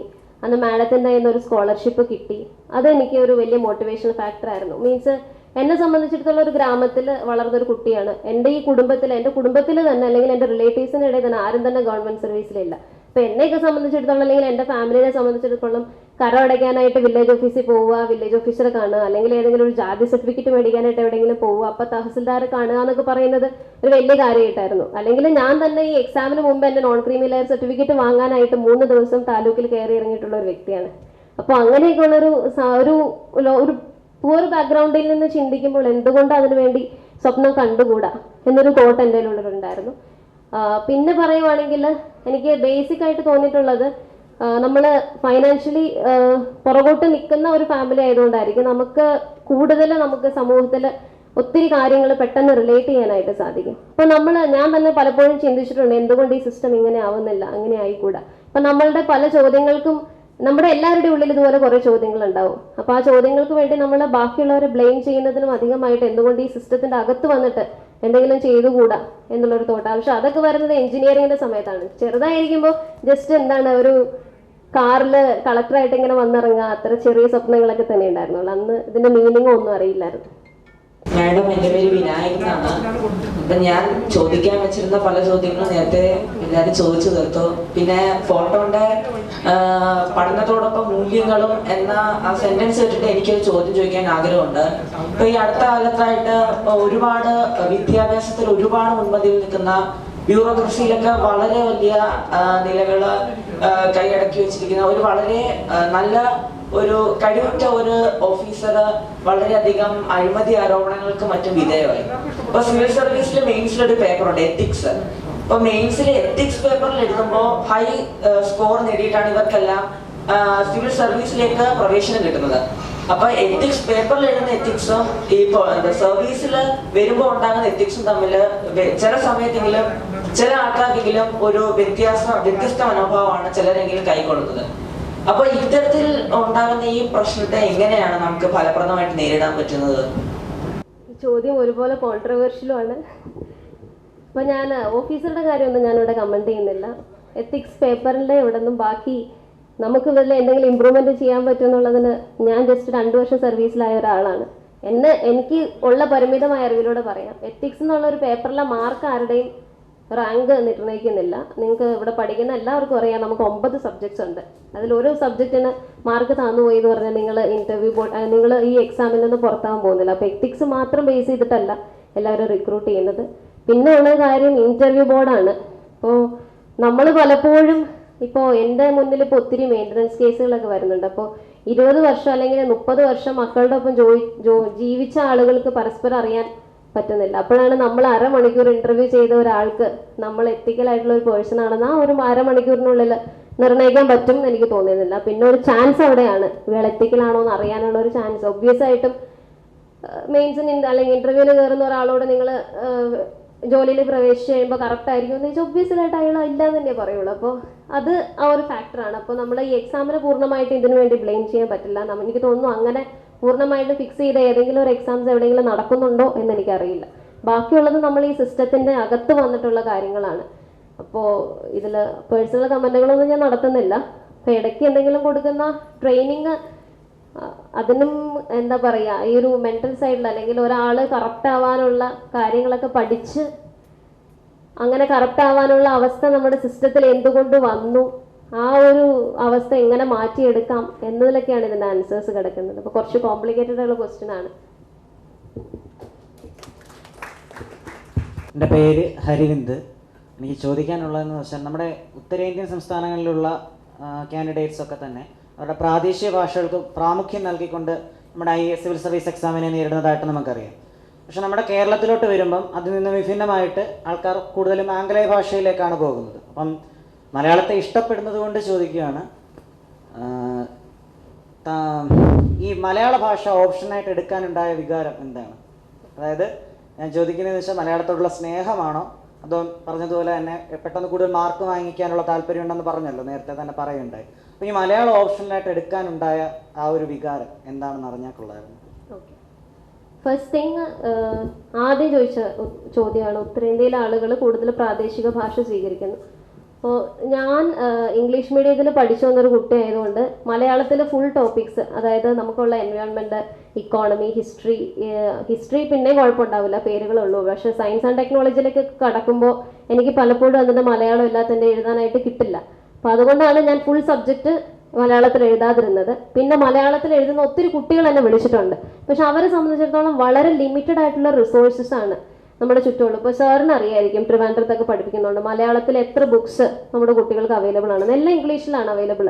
ആ ഇംഗ്ലീഷിലെ മെറ്റീരിയൽസ് വെച്ചിട്ട് പഠിച്ചിട്ട് വേണം അവർ മലയാളത്തിൽ എഴുതാനായിട്ട്. ഇപ്പോൾ എനിക്ക് തോന്നുന്നു ഇനി വരുന്ന അക്കാഡമികളൊക്കെ അതിനുവേണ്ടി എന്തെങ്കിലുമൊക്കെ ബുക്സ് ഇറക്കി കഴിഞ്ഞാൽ വളരെ ഉപകാരപ്രദമായിരിക്കും, ഒത്തിരി ആളുകൾ എടുക്കുകയും ചെയ്യും. രണ്ടാമത്തെ ചോദ്യം, ഞാൻ മലയാളം എന്തുകൊണ്ട് എടുത്തു എന്ന് വെച്ച് കഴിഞ്ഞാൽ മലയാളത്തോടുള്ള ഇഷ്ടം കൊണ്ടാണ്. അത് പെട്ടെന്ന് സിവിൽ സർവീസിൻ്റെ സമയത്ത് തുടങ്ങിയതൊന്നുമല്ല. ഞാൻ ഏകദേശം ഹൈസ്കൂൾ കാലഘട്ടം മുതൽ ഉപന്യാസ മത്സരങ്ങൾക്ക് കോൺസ്റ്റൻ്റ് ആയിട്ട് മത്സരിച്ചിട്ടുള്ള ഒരാളാണ്. പത്രങ്ങളും ഈവൻ എല്ലാ പത്രങ്ങളും നടക്കുന്ന ഉപന്യാസ മത്സരം ചെയ്തിട്ടുണ്ട്. അതുപോലെ തന്നെ പ്ലസ് ടുവിലായിരുന്നപ്പോൾ സ്റ്റേറ്റ് ലെവലിൽ എനിക്ക് സെക്കൻഡ് പ്രൈസ് കിട്ടിയിട്ടുണ്ട് ഉപന്യാസ രചനയ്ക്ക്. അപ്പോൾ മലയാളത്തോടുള്ള ഒരു അറ്റാച്ച്മെൻറ്റ് അന്നേ തുടങ്ങിയതാണ്. പിന്നെ സംഗീതം പഠിച്ചിട്ടുണ്ട്, അതുകൊണ്ട് തന്നെ മലയാളം പോയട്രിക്ക് ഒത്തിരി പാടിയിട്ടുണ്ട്. അപ്പോൾ തീർച്ചയായിട്ടും ഒത്തിരി കവിതകൾ വായിച്ചിട്ടുണ്ട്, ആ രീതിയിൽ ചെയ്തിട്ടുണ്ട്. അപ്പോൾ മൊത്തത്തിൽ അങ്ങനെ ഒരു ഇഷ്ടം ചെറുപ്പത്തിലേ ഉണ്ടായിരുന്നു. ശരിക്കും പറഞ്ഞാൽ എനിക്ക് പ്ലസ് ടുവിന് ശേഷം മലയാളത്തിലൊരു ഡിഗ്രി എടുക്കണം തന്നെയായിരുന്നു താല്പര്യം. രണ്ട് ഫാക്ടറും കൊണ്ടാണ് അത് തെന്നിപ്പോയത്. ഒന്നാമത്തെ ഫാക്ടർ, നന്നായിട്ട് പഠിക്കുന്ന ഒരു കുട്ടി സാധാരണ ആർട്സ് ബാക്ക്ഗ്രൗണ്ടിലേക്ക് പോകാറുണ്ടായിരുന്നില്ല ആ സമയത്ത് എന്നുള്ള ഒരു തെറ്റായ ധാരണ. രണ്ടാമത്തെ കാരണം ഞാൻ ആദ്യം പറഞ്ഞ എൻ്റെ ഫാമിലിയിലെ ഒരു ഫൈനാൻഷ്യൽ ബാക്ക്ഗ്രൗണ്ട് കാരണം എനിക്കൊരു പ്രൊഫഷൻ കയ്യിൽ വേണം തോന്നി, അങ്ങനെ എഞ്ചിനീയറിംഗ് എടുത്തതാണ്. അപ്പോൾ എനിക്ക് ശരിക്കും പറഞ്ഞാൽ മലയാളം പഠിക്കാൻ കിട്ടിയൊരു അവസരം തന്നെയായിരുന്നു. അപ്പോൾ അത് ഞാൻ വളരെ എൻജോയ് ചെയ്തിട്ടാണ് മലയാളം പഠിച്ചത്. ആ എൻജോയ് ചെയ്ത് പഠിച്ചതിൻ്റെ ഫലം തന്നെയാണ് എനിക്ക് എൻ്റെ മാർക്സിൽ കാണാൻ പറ്റുന്നത്. എനിക്ക് തോന്നുന്നു എനിക്കാണ് ഇപ്പോഴും മലയാളത്തിൻ്റെ ഏറ്റവും ടോപ്പ് സ്കോർ. കഴിഞ്ഞ 2 എക്സാമിലും ആരും തന്നെ അത് ബ്രേക്ക് ചെയ്തിട്ടില്ല. എൻ്റെ പേര് ദിയ രൂപ്യ. ഞാൻ 8ാം ക്ലാസ് വിദ്യാർത്ഥിനിയാണ്. പലപ്പോഴും പ്രിലിംസ് കഴിഞ്ഞ് മെയിൻസും ജയിച്ചു കഴിഞ്ഞിട്ട് ഇൻ്റർവ്യൂവിനാണ് ഔട്ടാകുന്നത്. മാമിൻ്റെ ഇൻ്റർവ്യൂ അനുഭവം എങ്ങനെയായിരുന്നു? അതിൽ നിന്നും പേഴ്സണാലിറ്റി ഡെവലപ്പ് ചെയ്യാനായിട്ട് സിവിൽ സർവീസ് ലക്ഷ്യം വയ്ക്കുന്ന പുതുതലമുറയ്ക്ക് മാം പകർന്നു നൽകാൻ ആഗ്രഹിക്കുന്ന സന്ദേശം എന്താണ്? ഫസ്റ്റ് ചോദ്യം, പ്രിലിംസും കഴിഞ്ഞ് മെയിൻസും കഴിഞ്ഞ് ഇൻ്റർവ്യൂവിൽ ആരും ഔട്ടാവാറില്ല. നമുക്ക് ഏറ്റവും കൂടുതൽ മാർക്ക് കിടക്കുന്നത് മെയിൻസിലാണ്. പ്രിലിംസിൻ്റെ മാർക്ക് നമ്മൾ ഇൻക്ലൂഡ് ചെയ്യുന്നേ ഇല്ല. മെയിൻസിൻ്റെ മാർക്കാണ് നമ്മുടെ മേജർ ചങ്ക് അല്ലെങ്കിൽ ഒരു മേജർ പോർഷനായിട്ട് മാർക്കിൽ നിൽക്കുന്നത്. അത് വെച്ച് നോക്കുമ്പോൾ ഇൻ്റർവ്യൂവിന് വരുന്ന മാർക്ക് എന്ന് പറഞ്ഞാൽ വളരെ ചെറുതാണ്. അതുകൊണ്ട് ഇൻ്റർവ്യൂവിലെ പെർഫോമൻസ് പുവർ ആയതുകൊണ്ട് ആരും പുറത്താകില്ല. അപ്പോൾ മെയിൻസിൽ ഏറ്റവും നന്നായിട്ട് സ്കോർ ചെയ്യാം. നമുക്ക് ശരിക്കും ഏറ്റവും കൂടുതൽ ഹോൾഡ് ഉള്ളത് നമ്മുടെ മെയിൻസിൻ്റെ മാർക്കിലാണ്. അതിൽ ഏറ്റവും നന്നായിട്ട് സ്കോർ ചെയ്തിട്ടുണ്ടെങ്കിൽ ഇൻ്റർവ്യൂവിൽ ഇത്തിരി കുറഞ്ഞു പോയാലും കുഴപ്പമില്ല. കാരണം ഇൻ്റർവ്യൂവിന് എനിക്കിത് സത്യമാണോ എന്ന് അറിയില്ല, കുറച്ച് ഫാക്ടേഴ്സ് പറഞ്ഞു കേൾക്കാറുണ്ട്. ഇൻ്റർവ്യൂ ഏകദേശം സ്റ്റാർട്ട് ചെയ്യുന്നത് ഒരു ഫെബ്രുവരിയിലൊക്കെ ആയിരിക്കും. ഏകദേശം 3000 കുട്ടികളെയൊക്കെ വിളിക്കാറുണ്ട്. ഒരു 3 times ആളുകളെ വിളിക്കും. ഈ 3 times ആളുകളെ ഇതേ ബോർഡ് ഇങ്ങനെ ഇരുന്ന് കേട്ടോണ്ടിരിക്കുകയാണ്. അവരിങ്ങനെ കുറേ നാൾ കേട്ട് കഴിയുമ്പോൾ എനിക്ക് തോന്നുന്നു ഒബ്വിയസ് ആയിട്ട് അവർക്കും ബോറടിച്ച് തുടങ്ങിയിട്ടുണ്ടാവും. പിന്നെ ഉച്ച കഴിഞ്ഞ് കയറി കഴിഞ്ഞാൽ കുറച്ച് ബോറായിരിക്കും, അവർക്കും മടുത്തിട്ടിരിക്കുകയായിരിക്കും. എനിക്കറിയില്ല അതിൽ ശരിയുണ്ടോയെന്ന്. ഒരുപക്ഷെ ശരിയുണ്ടാവും, കാരണം അവിടെ ഇരിക്കുന്നതും മനുഷ്യർ തന്നെയാണ്, അവർക്കും അതിൻ്റെ ഫിസിക്കലായിട്ടുള്ള ബുദ്ധിമുട്ടുകളും എല്ലാം ഉണ്ടാകും. അപ്പോൾ അതിൽ പേഴ്സണാലിറ്റി ഡെവലപ്പ് ചെയ്യുക എന്ന് പറയുന്നത് ഒരു പെട്ടെന്നുണ്ടാകുന്നൊരു അബ്രപ്റ്റ് പ്രോസസ്സൊന്നുമല്ല. നമ്മൾ ഈ എക്സാമിന് കയറുമ്പോഴും അല്ലെങ്കിൽ പഠിച്ചു തുടങ്ങുമ്പോഴും ഒന്നുമല്ല നമ്മുടെ പേഴ്സണാലിറ്റി ഡെവലപ്പ് ചെയ്യുന്നത്. അത് നിങ്ങൾ ചെറുപ്പം മുതൽ ഡെവലപ്പ് ചെയ്ത് വരുന്നതാണ്. അപ്പോൾ ഇതിൻ്റെ ഈ ഹെഡ്ലൈന് ശരിക്കും നല്ലൊരു മീനിങ് ഉണ്ട്. മൂല്യം എന്ന് പറയുന്നത് നിങ്ങൾ ഒരു എക്സാമിന് പഠിച്ച് തുടങ്ങുമ്പോൾ കിട്ടുന്നതല്ല. അത് ശരിക്കും പറഞ്ഞാൽ ആദ്യമായിട്ട് കിട്ടുന്നത് നിങ്ങളുടെ ഫാമിലിയിൽ നിന്നാണ്. ആ ഒരു മൂല്യങ്ങൾ പേരൻസിന് പകർന്നു കൊടുക്കാൻ സാധിച്ചാൽ ഏറ്റവും നല്ലത്. ഇനി അവിടെ നിന്ന് കിട്ടിയില്ലെങ്കിൽ എനിക്ക് തോന്നുന്നു കുറച്ച് ടീച്ചേഴ്സെങ്കിലും പറഞ്ഞു തരാനായിട്ടുണ്ടാവും. ആ മൂല്യങ്ങളൊക്കെ നിങ്ങൾ ഗ്രാജുവലായിട്ട് ഡെവലപ്പ് ചെയ്യുന്ന. അതാണ് ഞാൻ ആദ്യം ഒരു പോയിന്റ് നിങ്ങളോട് പറഞ്ഞത്. ഒരിക്കലും നിങ്ങളുടെ ഈ പ്രായം ഒരു വീടിൻ്റെ അകത്തിരുന്ന് പഠിക്കാനായിട്ടുള്ള ഒരു പ്രായമായിട്ട് കാണരുത്. കൂടുതലും എക്സ്പോഷർ നിങ്ങൾക്ക് കിട്ടണം. എനിക്കറിയില്ല, എൻ്റെയൊക്കെ സമയത്ത് എൻ്റെ വീടിൻ്റെ അടുത്തുള്ള ലൈബ്രറിയിലൊക്കെ കൂടുതലും ആൺകുട്ടികൾ മാത്രമാണ് ഒത്തുചേരാറ്. അവിടെ അങ്ങനെ ഗേൾസിന് വേണ്ടി ഒത്തുചേരാറുള്ള ഒരു സ്പേസ് പോലും ഉണ്ടായിട്ടില്ല. ഇപ്പോഴും നമ്മളുടെ ചുറ്റും അങ്ങനെ ഒരു സ്പേസ് ഉണ്ടോ എന്ന് ചോദിച്ചാൽ എനിക്ക് ഡൗട്ടാണ്. അപ്പോൾ ഇപ്പോഴും നമ്മൾ ബോയ്സിൻ്റെ ഒരു കൂട്ടമൊക്കെയാണ്. അവർ ലൈബ്രറിയിൽ ബുക്കൊന്നും വായിക്കാനായിട്ട് വരുന്നവരൊന്നുമല്ല, പക്ഷെ അവരെങ്ങനെ സ്പേസ് കൈയടക്കി വെച്ചിരിക്കുന്നു. അപ്പോൾ എന്തുകൊണ്ട് നമ്മുടെ പെൺകുട്ടികൾ, അപ്പം ഞാൻ പെൺകുട്ടികളുടെ ഒരു ടോപ്പിക്കിലേക്ക് മാറി പോകുന്നില്ല, പക്ഷെ നമുക്ക് എവിടെയെങ്കിലും ഒന്ന് ഇരുന്ന് പരസ്പരം ഏതെങ്കിലും ഒരു ടോപ്പിക്കൊക്കെ എടുത്തിട്ട് ഒന്ന് ചർച്ച ചെയ്യാനുള്ള ഒരു സമയമൊക്കെ വേണം. രാഷ്ട്രീയം അല്ലെങ്കിൽ എന്ത് ചർച്ചയുമാവട്ടെ, നമ്മുടെ തോട്ട് പ്രോസസ്സ് എപ്പോഴും ഇങ്ങനെ വർക്ക് ചെയ്യാനായിട്ട് നമുക്ക് പറയാനുള്ള കാര്യങ്ങൾ എഫക്റ്റീവായിട്ട് പറയാനും അങ്ങനെയുള്ളൊരു പ്രാക്ടീസൊക്കെ ഈ ഒരു സോഷ്യൽ നെറ്റ്വർക്സിലൂടെയാണ് ഉണ്ടാവുന്നത്. അപ്പോൾ ആ ഒരു രീതിയിലേക്ക് നമ്മൾ വരണം. അതുപോലെ തന്നെ വായനയ്ക്ക് ഒരു നല്ല പങ്കുണ്ട്. പിന്നെ ഉള്ളത് എനിക്ക് തോന്നുന്നു ഏതെങ്കിലും കരിയർ ഗൈഡൻസ് ക്ലാസ്സുകളൊക്കെ നടക്കുമ്പോൾ പോയി അറ്റൻഡ് ചെയ്യുക. അപ്പോൾ ഇൻ കേസ് കുറച്ച് പേടിയുള്ള ആളുകളൊക്കെ ആണെങ്കിൽ അതൊക്കെ എങ്ങനെ മാറ്റി തരാം എന്നൊക്കെ തോന്നുന്നു. കുറച്ച് കോൺഫിഡൻസ് ഒക്കെ ബിൽഡ് ചെയ്യാനായിട്ട് അവരെ കൊണ്ട് സാധിക്കും. അപ്പോൾ അങ്ങനെയാണ്. പിന്നെ പ്ലസ് നമ്മൾ ഈ എക്സാമിന് വേണ്ടി പഠിച്ചു തുടങ്ങുമ്പോൾ ഒത്തിരി കാര്യങ്ങൾ മാറും. കാരണം നമ്മൾ ഇത്രയും നാളും പഠിച്ചു വെച്ച ഒത്തിരി കാര്യങ്ങൾ തെറ്റായിരുന്നു എന്ന് നമ്മൾ ബോധ്യപ്പെടുത്തുന്ന തരത്തിലുള്ള പഠനം നമ്മളിതിൽ ചെയ്യാറുണ്ട്. അപ്പോൾ എസ്പെഷ്യലി നോർത്ത് ഇന്ത്യൻ ഫ്രണ്ട്സിനെ ഒക്കെ ചോദിക്കുമ്പോൾ അവരിങ്ങനെ പറയാറുണ്ട്. അവരെയൊക്കെ സംബന്ധിച്ച് ഇപ്പോഴും ഡൽഹിയിലൊക്കെ ഉള്ളൊരു ഫ്രണ്ട് എന്നോട് പറയുന്നുണ്ട്, ഒരു താഴ്ന്ന കാസ്റ്റിലുള്ള ഒരാളാണ് വരുന്നതെങ്കിൽ അവരുടെ വീട്ടിൽ ഭക്ഷണം കൊടുക്കുന്നത് വേറൊരു പാത്രത്തിലാണ്. അപ്പോൾ ആ ഒരു സിസ്റ്റമൊക്കെ അവർ തെറ്റാണെന്ന് മനസ്സിലാക്കിയത് എക്സാമിന് വേണ്ടി പഠിച്ചു തുടങ്ങിയപ്പോഴും. അപ്പോൾ കേരളത്തിൽ ആ ഒരു അവസ്ഥയുണ്ടെന്ന് എനിക്ക് തോന്നുന്നില്ല. പക്ഷേ നമ്മൾ അറിഞ്ഞു വെച്ചതും നമ്മൾ കേട്ടുകൊണ്ടിരിക്കുന്നതുമായ ഒത്തിരി കാര്യങ്ങൾക്ക്, അല്ലെങ്കിൽ എന്തുകൊണ്ട് മറ്റൊരു സൈഡ് കൂടി ചിന്തിക്കാനായിട്ട്, കുറച്ചും കൂടി ഡെമോക്രാറ്റിക്കലായിട്ട് ചിന്തിക്കാനായിട്ടുള്ള ഒരു പഠനം കൂടി ഇതിൻ്റെ ഉള്ളിൽ നടക്കുന്നുണ്ട്. അപ്പോൾ ഒബ്വിയസ് ആയിട്ട് നമ്മുടെ പേഴ്സണാലിറ്റി ഡെവലപ്പ് ചെയ്യും, ഒരു കമ്മ്യൂണിക്കേഷൻ സ്കിൽ ഉണ്ടാവുക. പിന്നെന്താ പറയുക, ഇൻ്റർവ്യൂ എന്ന് പറയുന്നത് പേഴ്സണാലിറ്റി മാത്രമാണ് ചെക്ക് ചെയ്യുന്നത്. ഒത്തിരി നോളജ് നമുക്കുണ്ടോയെന്നൊന്നും അവിടെ ചെക്ക് ചെയ്യുന്നില്ല. നമ്മൾ ഈ സർവീസിലേക്ക് വരാൻ ഉതകുന്ന ഒരു വ്യക്തിയാണ്. നമുക്കൊരു അർജൻറ്റ് സിറ്റുവേഷൻ അല്ലെങ്കിൽ ഒരു ഡിസാസ്റ്റർ ഒക്കെ ഉണ്ടായി കഴിഞ്ഞാൽ ആ മൊമെൻറ്റിൽ ഒരു സ്ട്രോങ് ആയിട്ടും റൈറ്റ് ആയിട്ടുള്ള ഒരു ഡിസിഷനൊക്കെ എടുക്കാൻ പറ്റിയ ഒരു വാല്യൂ ബേസ്ഡ് ആയിട്ടുള്ള ഒരാളാണെന്ന് കണ്ടെത്തി കഴിഞ്ഞാൽ ഒരു ആവറേജ് മാർക്സ് അവർ എന്തായാലും തരാറുണ്ട്. അപ്പോൾ ആ ഒരു ബേസിസിലാണ് ഇൻ്റർവ്യൂ പോകേണ്ടത്. അപ്പോൾ പേഴ്സണാലിറ്റി എന്ന് പറയുന്നത് നിങ്ങൾ ഇപ്പോഴേ ഡെവലപ്പ് ചെയ്ത് തുടങ്ങാം. ബുക്സൊക്കെ വായിക്കുക, എല്ലാവരോടും ഇൻട്രാക്ട് ചെയ്യുക. നമസ്കാരം മാം, എൻ്റെ പേര് നവമി. എൻ്റെ ചോദ്യം എന്തെന്ന് വെച്ചാൽ, ഇപ്പം സർക്കാരിൻ്റെ ഒരു സംവിധാനങ്ങളോ സഹായങ്ങളോ ഇല്ലാത്തൊരവസ്ഥയിൽ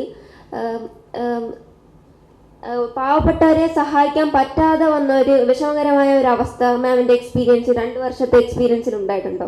അതായത് ഉദാഹരണത്തിന് ഇപ്പം നമ്മൾ പത്രത്തിൽ വായിച്ചതായിരിക്കാം, പാരിപ്പള്ളി മെഡിക്കൽ കോളേജിലൊക്കെ കൊറോണയൊക്കെ വന്നപ്പോൾ 10 വെന്റിലേറ്റർ ഉള്ളതിൽ അത് ഫുള്ളാവുമ്പോൾ 11ാമത് ഒരാൾ കൂടി വരുമ്പോൾ അവിടെ പ്രായം കൂടിയ ഒരാളെ മാറ്റിയിട്ട് അത് ആ ചികിത്സ നിരസിക്കുന്ന ആ ഒരു അവസ്ഥ, അങ്ങനത്തെയൊക്കെ ഒരു അവസ്ഥ മാമിൻ്റെ ഈ 2 വർഷത്തെ എക്സ്പീരിയൻസിൽ ഉണ്ടായിട്ടുണ്ടോ?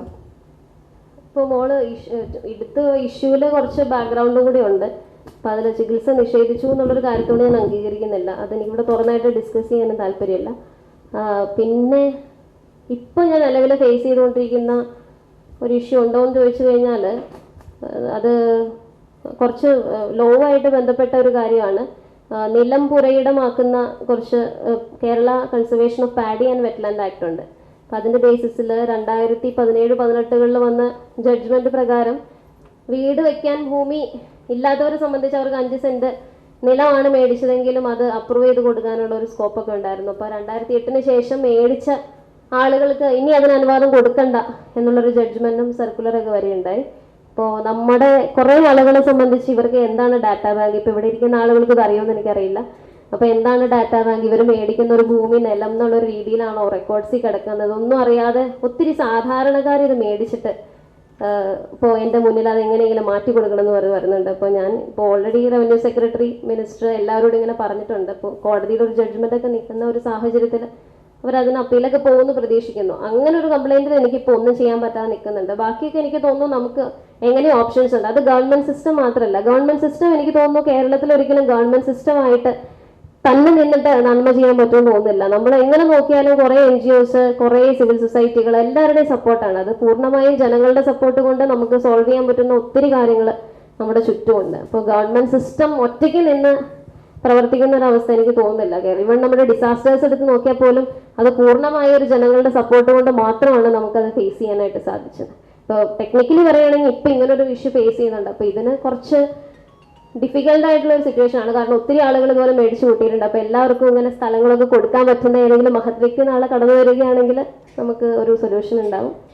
അല്ലെങ്കിൽ അത് ലോയുടെ അമെൻമെൻ്റ് ആണ്, കുറച്ച് സമയം എടുക്കും. ഇപ്പോൾ നിലവിൽ ഞാൻ ഫേസ് ചെയ്യുന്ന ഒരു പ്രധാനപ്പെട്ട ഇഷ്യൂ ഇതാണ്. ബാക്കി ഞാൻ പറഞ്ഞതുപോലെ ബാക്കിയുള്ളവരുടെ സപ്പോർട്ടാണ്. മാഡം, എൻ്റെ പേര് ഫാത്തിമത്ത് സീറ എന്നാണ്. മാഡം, ഇത് ഫോർട്ടൻ സിവിൽ സർവീസ് പഠിക്കാനായിട്ട് എടുത്ത എഫേർട്സ് ഒക്കെ എന്തെല്ലാമെന്ന് പറയാമോ? ക്വസ്റ്റ്യനിൽ എന്തോ ഒരു മിസ്റ്റേക്ക് ഉണ്ടെന്ന് തോന്നുന്നു. സിവിൽ സർവീസ് പഠിക്കാനായിട്ട് എടുത്ത എഫേർട്സ് ഒക്കെ എന്തെല്ലാമെന്ന്. സിവിൽ സർവീസിന് വേണ്ടി പഠിക്കാൻ എടുത്ത എഫേർട്സ് ഇതൊന്ന് കുറച്ച് ജനറലായിട്ട് ഞാൻ പറഞ്ഞു കഴിഞ്ഞു. കുറച്ചും കൂടി ഡീപ്പായിട്ടാണ് നിങ്ങൾ ഉദ്ദേശിച്ചതെങ്കിൽ 6th മുതൽ 12th വരെയുള്ള NCERTs അത്യാവശ്യം നന്നായിട്ട് പഠിക്കുക. ഡെയിലി ന്യൂസ് പേപ്പർ വായിക്കുക. ഡെയിലി ന്യൂസ് പേപ്പർ വായിക്കുക എന്നുള്ളത് എളുപ്പമുള്ളൊരു കാര്യമായിരിക്കും. ഡെയിലി ന്യൂസ് പേപ്പർ വായിച്ചിട്ട് അതിൻ്റെ നോട്ട്സ് എഴുതി വയ്ക്കുക. അതൊരു ശ്രമകരമായ പണിയാണ്. ഇതെല്ലാം പഠിച്ചു കഴിഞ്ഞിട്ട് ആഴ്ചയിൽ ഇത് മൊത്തം റിവൈസ് ചെയ്യുക. അപ്പോൾ സാധാരണ നമ്മളെ സംബന്ധിച്ച് ഒരു സാധനം പഠിച്ചിട്ട് അങ്ങ് വിട്ട് കഴിഞ്ഞാൽ പിന്നെ നോക്കാൻ തോന്നാറില്ല. പക്ഷേ ഈ എക്സാമിന് അത് നടക്കില്ല. റിവൈസ് ചെയ്യുക. പിന്നെ പുതിയ പുതിയ കാര്യങ്ങൾ, ഒത്തിരി കാര്യങ്ങൾ വന്നുകൊണ്ടിരിക്കുന്നു. ഇതിൻ്റെ ഇടയ്ക്ക് പ്രാക്ടീസ് ചെയ്യുക. അപ്പോൾ അങ്ങനെ ഒത്തിരി കാര്യങ്ങളാണ്. പഠിക്കുക, പ്രാക്ടീസ് ചെയ്യുക, പിന്നെ ബാക്കിയുള്ളതൊരു മെൻ്റൽ കോൺഫിഡൻസ്. മാഡം, എൻ്റെ പേര് സുനിൽ കുമാർ. ഞാൻ ചന്ദനത്തോപ്പ് ഗവൺമെൻറ് ITയിലെ ജൂനിയർ സൂപ്രണ്ടായിട്ട് ജോലി ചെയ്യുകയാണ്. മാഡം പറഞ്ഞല്ലോ, ഫസ്റ്റ് ചാൻസിൽ മിസ്സായി, സെക്കൻഡ് ചാൻസിൽ കിട്ടി.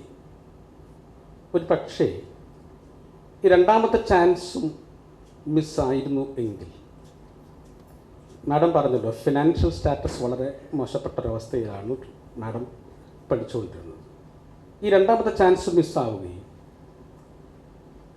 കയ്യിൽ ഒരു BTech ഡിഗ്രി ഉള്ളതുകൊണ്ട് ഇനി ആ പ്രൊഫഷനിലേക്ക് ഇനി മാറാം, ഇനി കൂടുതൽ ബുദ്ധിമുട്ടിക്കണ്ട അല്ലെങ്കിൽ ശ്രമിക്കണ്ട എന്ന് തോന്നുമായിരുന്നു. അതോ കടുത്ത അഭിവാഞ്ചിയോടുകൂടി മൂന്നാമത്തെ ചാൻസിലും ഞാൻ എഴുതിയെടുക്കുമായിരുന്നു, സിവിൽ സർവീസിൽ IAS എന്ന് പറയുന്ന ഒരു പ്രൊഫഷൻ ഞാൻ ഏറ്റെടുക്കുമായിരുന്നു എന്ന് അത്ര വലിയ ആത്മവിശ്വാസം മാഡത്തിനുണ്ടായിരുന്നു?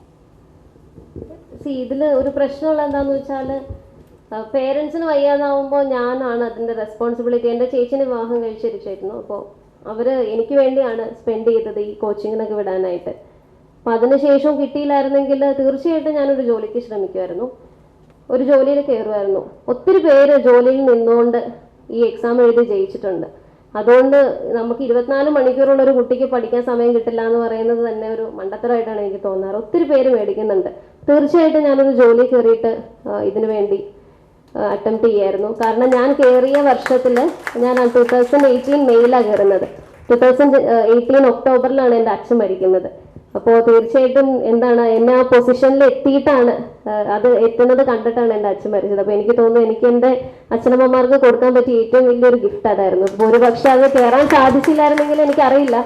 അപ്പോൾ അങ്ങനെയായിരുന്നു ദൈവവിധിയെങ്കിൽ അത് അങ്ങനെ ആയതേനെ. പക്ഷേ എന്തോ ഒരു അനുഗ്രഹം എനിക്കുണ്ടായിരുന്നു കാര്യത്തിൽ. ഇനി നമുക്കൊരു 2 ചോദ്യം കൂടെ ചോദിച്ചുകൊണ്ട് ഈ സെഷൻ ഒന്ന് വൈൻഡ് അപ്പ് ചെയ്യാനായിരുന്നു.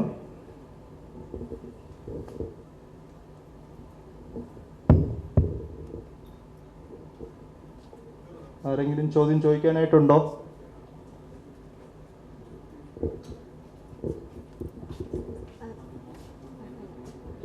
എൻ്റെ പേര് ഫാത്തിമ. മാമിന് ഇൻ്റർവ്യൂവിന് ആൻസർ ചെയ്യാൻ പറ്റാത്ത ക്വസ്റ്റ്യൻസ് എന്തെങ്കിലും ഉണ്ടായിരുന്നു? ഉണ്ടായിരുന്നു. ഒരു ഹിസ്റ്ററി സാറിൻ്റെ മുമ്പിൽ വെച്ച് എനിക്ക് പറയാൻ പറ്റില്ലെങ്കിലും ഞാൻ ഹിസ്റ്ററിയുടെ ഒറ്റ ക്വസ്റ്റ്യൻസോട് അറ്റൻഡ് ചെയ്തിട്ടുണ്ടായിരുന്നില്ല. ഞാനിപ്പോൾ സത്യം പറഞ്ഞ് ഓർക്കുന്നില്ല. അത് ഒരു കാര്യമുണ്ട്, ഞാൻ ഇതിൻ്റെ ഇടയ്ക്ക് വിട്ടുപോയൊരു പോയിൻ്റാണത്. സ്മാർട്ട് വർക്കാണ്. അപ്പോൾ ഹിസ്റ്ററി 10ാം ക്ലാസ്സിന് ശേഷം ഞാൻ പഠിക്കാത്തൊരു ടോപ്പിക്കായിരുന്നു. ഞാൻ ക്വസ്റ്റ്യൻ പേപ്പേഴ്സ് മൊത്തം എടുത്ത് നോക്കിയപ്പോൾ ഹിസ്റ്ററി ഏൻഷ്യൻറ്റിൽ നിന്ന് സാധാരണ ഒരു ക്വസ്റ്റ്യൻ 2 ക്വസ്റ്റ്യനൊക്കെ വന്ന് കണ്ടിട്ടുള്ളൂ. ബാക്കിയെല്ലാം മോഡേൺ ഇന്ത്യ, അത് തന്നെ വേൾഡ് ഹിസ്റ്ററി എടുത്ത് നോക്കുകയാണെങ്കിൽ അവർ ടിപ്പിക്കലായിട്ട് ചോദിക്കുന്ന കുറച്ച് ക്വസ്റ്റ്യൻസ് ഉണ്ടായിരുന്നു. ആ ടോപ്പിക്ക് മാത്രം പഠിച്ചിട്ടാണ് പരീക്ഷ എഴുതുന്നത്. അപ്പോൾ എൻ്റെ ഭാഗ്യം കൊണ്ട് ഞാൻ പഠിച്ച ടോപ്പിക്കിൽ നിന്ന് വന്നു. പിന്നെ അന്ന് വന്ന ഒരു ക്വസ്റ്റ്യൻ ഇന്തോനേഷ്യയിലെ സ്വാതന്ത്ര്യ സമരമായിരുന്നു. എനിക്ക് തോന്നുന്നു അന്ന് ഇതിന് ഓപ്ഷണൽ സബ്ജക്റ്റ് എടുത്ത കുട്ടികൾക്ക് പോലും ചിലപ്പോൾ ആൻസർ ചെയ്യാൻ പറ്റാത്ത ഈ ഇന്തോനേഷ്യയിലെ ഒരു ചോദ്യത്തിൻ്റെ മീൻസ് ഒരു 12 മാർക്കിൻ്റെ ഒരു ചോദ്യത്തിന് വേണ്ടി ഞാൻ എൻ്റെ ഒരു മാസം കളഞ്ഞിരുന്നെങ്കിൽ എന്ന് ഞാൻ ചിന്തിച്ചിട്ടുണ്ട്. അതുകൊണ്ട് ഞാൻ ഒബ്വിയസ് ആയിട്ട് ഹിസ്റ്ററി പഠിച്ചിട്ടുണ്ടായിരുന്നില്ല. അത് ഹിസ്റ്ററിയോടുള്ള വെറുപ്പ് കൊണ്ടൊന്നുമില്ല, എനിക്ക് സമയമില്ലാത്തതുകൊണ്ടാണ്. അപ്പോൾ എനിക്ക് തോന്നുന്നു എൻ്റെ ബോർഡിലുണ്ടായിരുന്ന ഒരു ഹിസ്റ്ററി സാറായിരുന്നു. അപ്പോൾ ആ സാറിന് തീരെ ഇഷ്ടപ്പെട്ടിട്ടുണ്ടായിരുന്നില്ല എന്ന് തോന്നുന്നു. കുറച്ച് ക്വസ്റ്റ്യൻസ് ചോദിച്ചു, ഞാൻ എല്ലാത്തിനും അറിയില്ല എന്ന് പറഞ്ഞു. അപ്പോൾ അത് ഞാൻ എല്ലാം അറിയില്ല എന്നാണ് പറഞ്ഞത്. അത് കാരണം അതിൽ നമുക്ക് പ്രത്യേകിച്ചൊന്നും പറയാനില്ല, നമ്മുടെ ഒപ്പീനിയൻ ഒന്നും അല്ല ചോദിച്ചത്, എല്ലാം ഫാക്ച്വൽ ക്വസ്റ്റ്യൻസ് ആയിരുന്നു.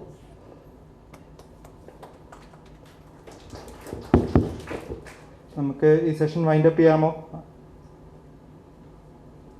ഓക്കെ, നമുക്കിനി അടുത്തൊരു കാര്യപരിപാടിയിലേക്ക് നീങ്ങാം.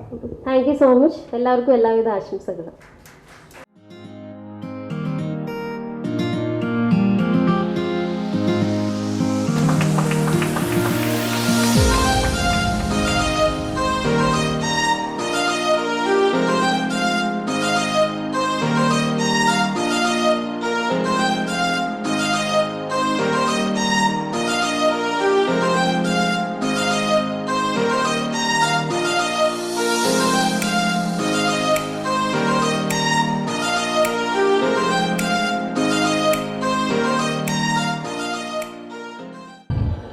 ആദ്യം ഒരു നല്ല കയ്യടി കൊടുത്തേ.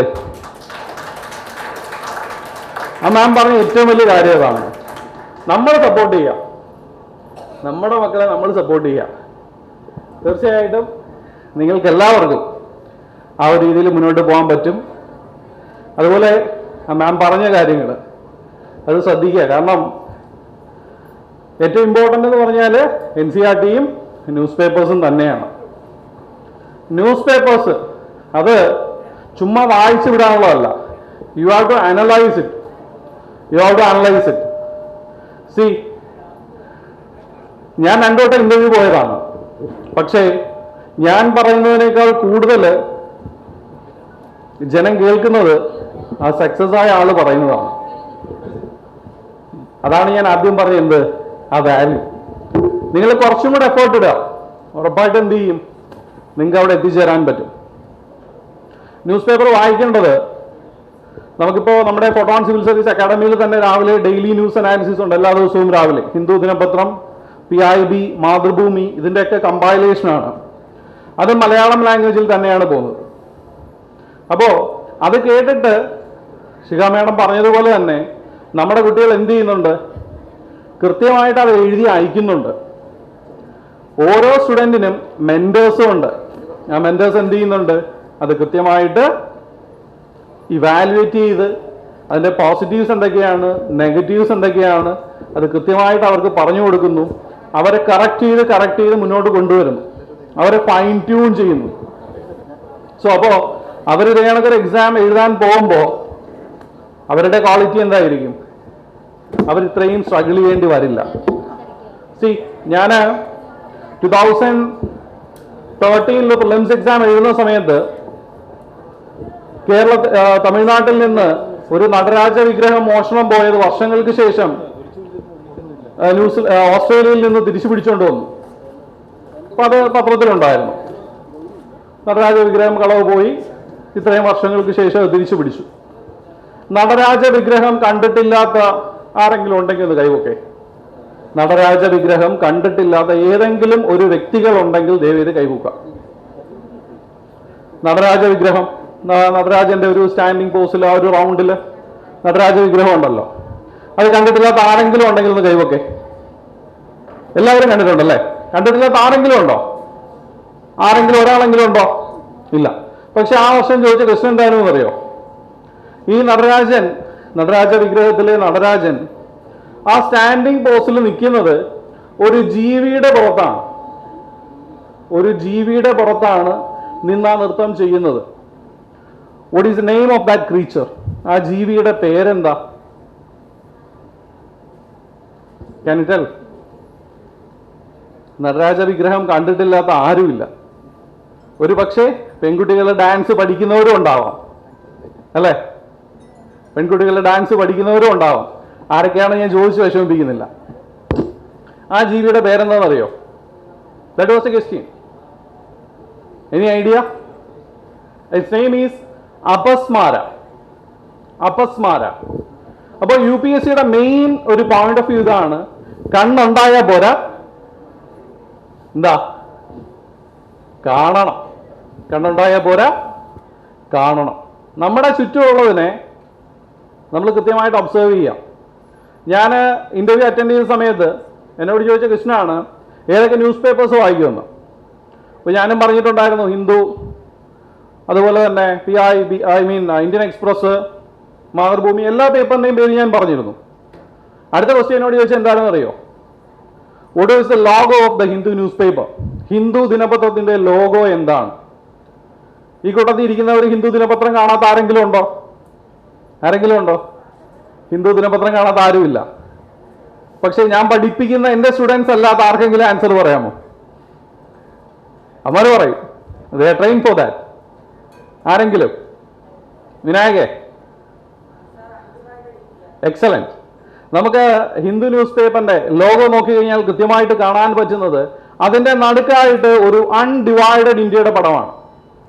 അൺഡിവൈഡഡ് ഇന്ത്യയുടെ പടം നമുക്ക് കാണാൻ പറ്റും. മനസ്സിലായില്ലേ? വീണ്ടും കണ്ണുണ്ടായാൽ പോരാ, എന്നെ കൊണ്ടത് പറയാൻ പറ്റിയില്ല. അതെല്ലാം വിട്ടേക്ക്. ഇതേ നമ്മൾ ഇങ്ങോട്ട് SN കോളേജിന്റെ അടുത്ത് വരുമ്പോൾ ശങ്കരന്റെ പ്രതിമയ്ക്ക് തൊട്ടിപ്പുറത്ത് ഒരു പ്രതിമ നിൽപ്പുണ്ട്, അയ്യങ്കാളിയുടെയാ. അതെന്തിനാ അവിടെ വെച്ചേക്കുന്നത്? ആത്മാർത്ഥമായിട്ടുള്ള ശരിയാവ്. സല്യൂട്ട്. നമ്മുടെ കൊല്ലം ജില്ലയിൽ, അതായത് ഇവിടുന്ന് ഒരു 3 കിലോമീറ്റർ കൊണ്ട് മാറിയാൽ മതി, നമ്മൾ ആ പ്രതിമയുടെ മുമ്പിൽ കൂടെ ഒരു 10,000 തവണ പാസ് ചെയ്ത് പോയിട്ടുണ്ടാവാം. അയ്യങ്കാളിയുടെ ഒരു പ്രതിമ അവിടെ വെച്ചിട്ടുണ്ട്. എന്തിനാ? കൊല്ലം ജില്ലയിലെ പെരിനാട് എന്ന് പറഞ്ഞ സ്ഥലത്താണ് അയ്യങ്കാളിയുടെ നേതൃത്വത്തിൽ അന്ന് താഴ്ന്ന ജാതിയിലുള്ള സ്ത്രീകൾക്ക് ആഭരണങ്ങൾ ധരിക്കാനുള്ള അവകാശമില്ലായിരുന്നു. അപ്പോൾ അദ്ദേഹത്തിന്റെ നേതൃത്വത്തിൽ കല്ലുകൊണ്ട് മാല ഉണ്ടാക്കി ഇവർക്കെല്ലാം ഇട്ടുകൊടുത്തു.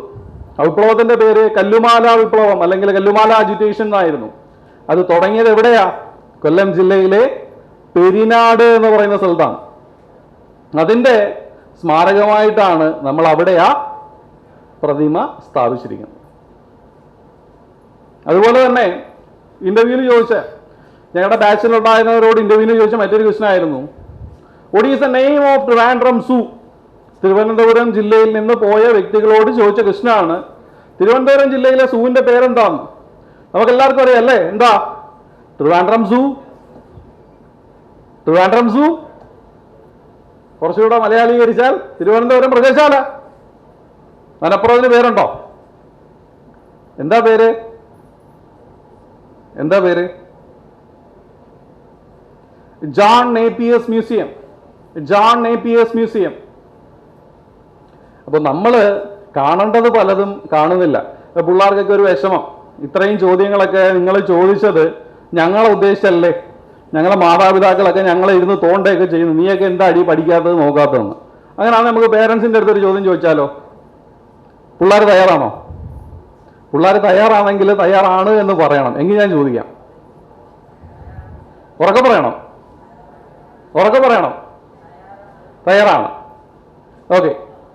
മാതാപിതാക്കൾ എത്ര നാളായിട്ട് നാണയങ്ങൾ ഉപയോഗിക്കുന്നുണ്ട്? I mean coins. വർഷങ്ങൾ കുറേയായി അല്ലേ നാണയങ്ങൾ നമ്മൾ പെരുമാറാൻ തുടങ്ങിയിട്ട്. ഇന്ത്യയിൽ മെയിനായിട്ട് 4 സ്ഥലങ്ങളിലാണ് ഈ നാണയങ്ങൾ മിന്റ് ചെയ്യുന്നത്. ഹൈദരാബാദ്, ബോംബെ, കൽക്കട്ട, വേറെ ഏതായിരുന്നു ഒരു സ്ഥലം? നോയിഡ. ഈ 4 സ്ഥലങ്ങളിലാണ് കോയിൻസ് മിന്റ് ചെയ്യുന്നത്. നിങ്ങളുടെ കയ്യിലിരിക്കുന്ന ഏതെങ്കിലും ഒരു കോയിൻ ഉയർത്തി കാട്ടിയിട്ട് നിങ്ങൾക്ക് പറയാമോ ഈ പറഞ്ഞ 4 സ്ഥലങ്ങളിൽ എവിടെയെങ്കിലും മിന്റ് ചെയ്ത കോയിനാണ് എൻ്റെ കയ്യിലുള്ളത് എന്ന്? പാരൻസ്, മാതൃഭൂമിയുടെ പരിപാടിക്കൊക്കെ വിളിച്ചതൊക്കെ ശരി തന്നെ, ആവശ്യമില്ലാത്ത ചോദ്യങ്ങളൊക്കെ ചോദിക്കാനാണെന്നുണ്ടെങ്കിൽ മേലെ ഇമാതിരി പരിപാടിക്കൊന്നും ഞങ്ങൾ തരത്തില്ല അല്ലേ? ആർക്കെങ്കിലും പറയാമോ? അത് കോയിനെടുത്ത് നോക്കിക്കളാം. നാളെ പിള്ളേർക്ക് റോൾ മോഡൽസ് ആവേണ്ടത് നിങ്ങളാണ്, മറ്റാരുമല്ല. You should be the role model for others. No, you should be the role model for your kids. നിങ്ങൾ ആ കോയിൻ എടുത്ത് നോക്കി.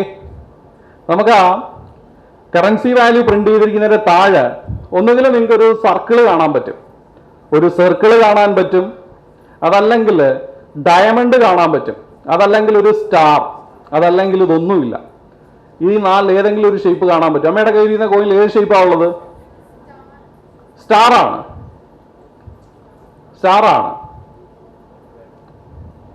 സ്റ്റാർ ആണെങ്കിൽ അത് മഹാരാഷ്ട്രയിലാണ് മിന്റ് ചെയ്യുന്നത്.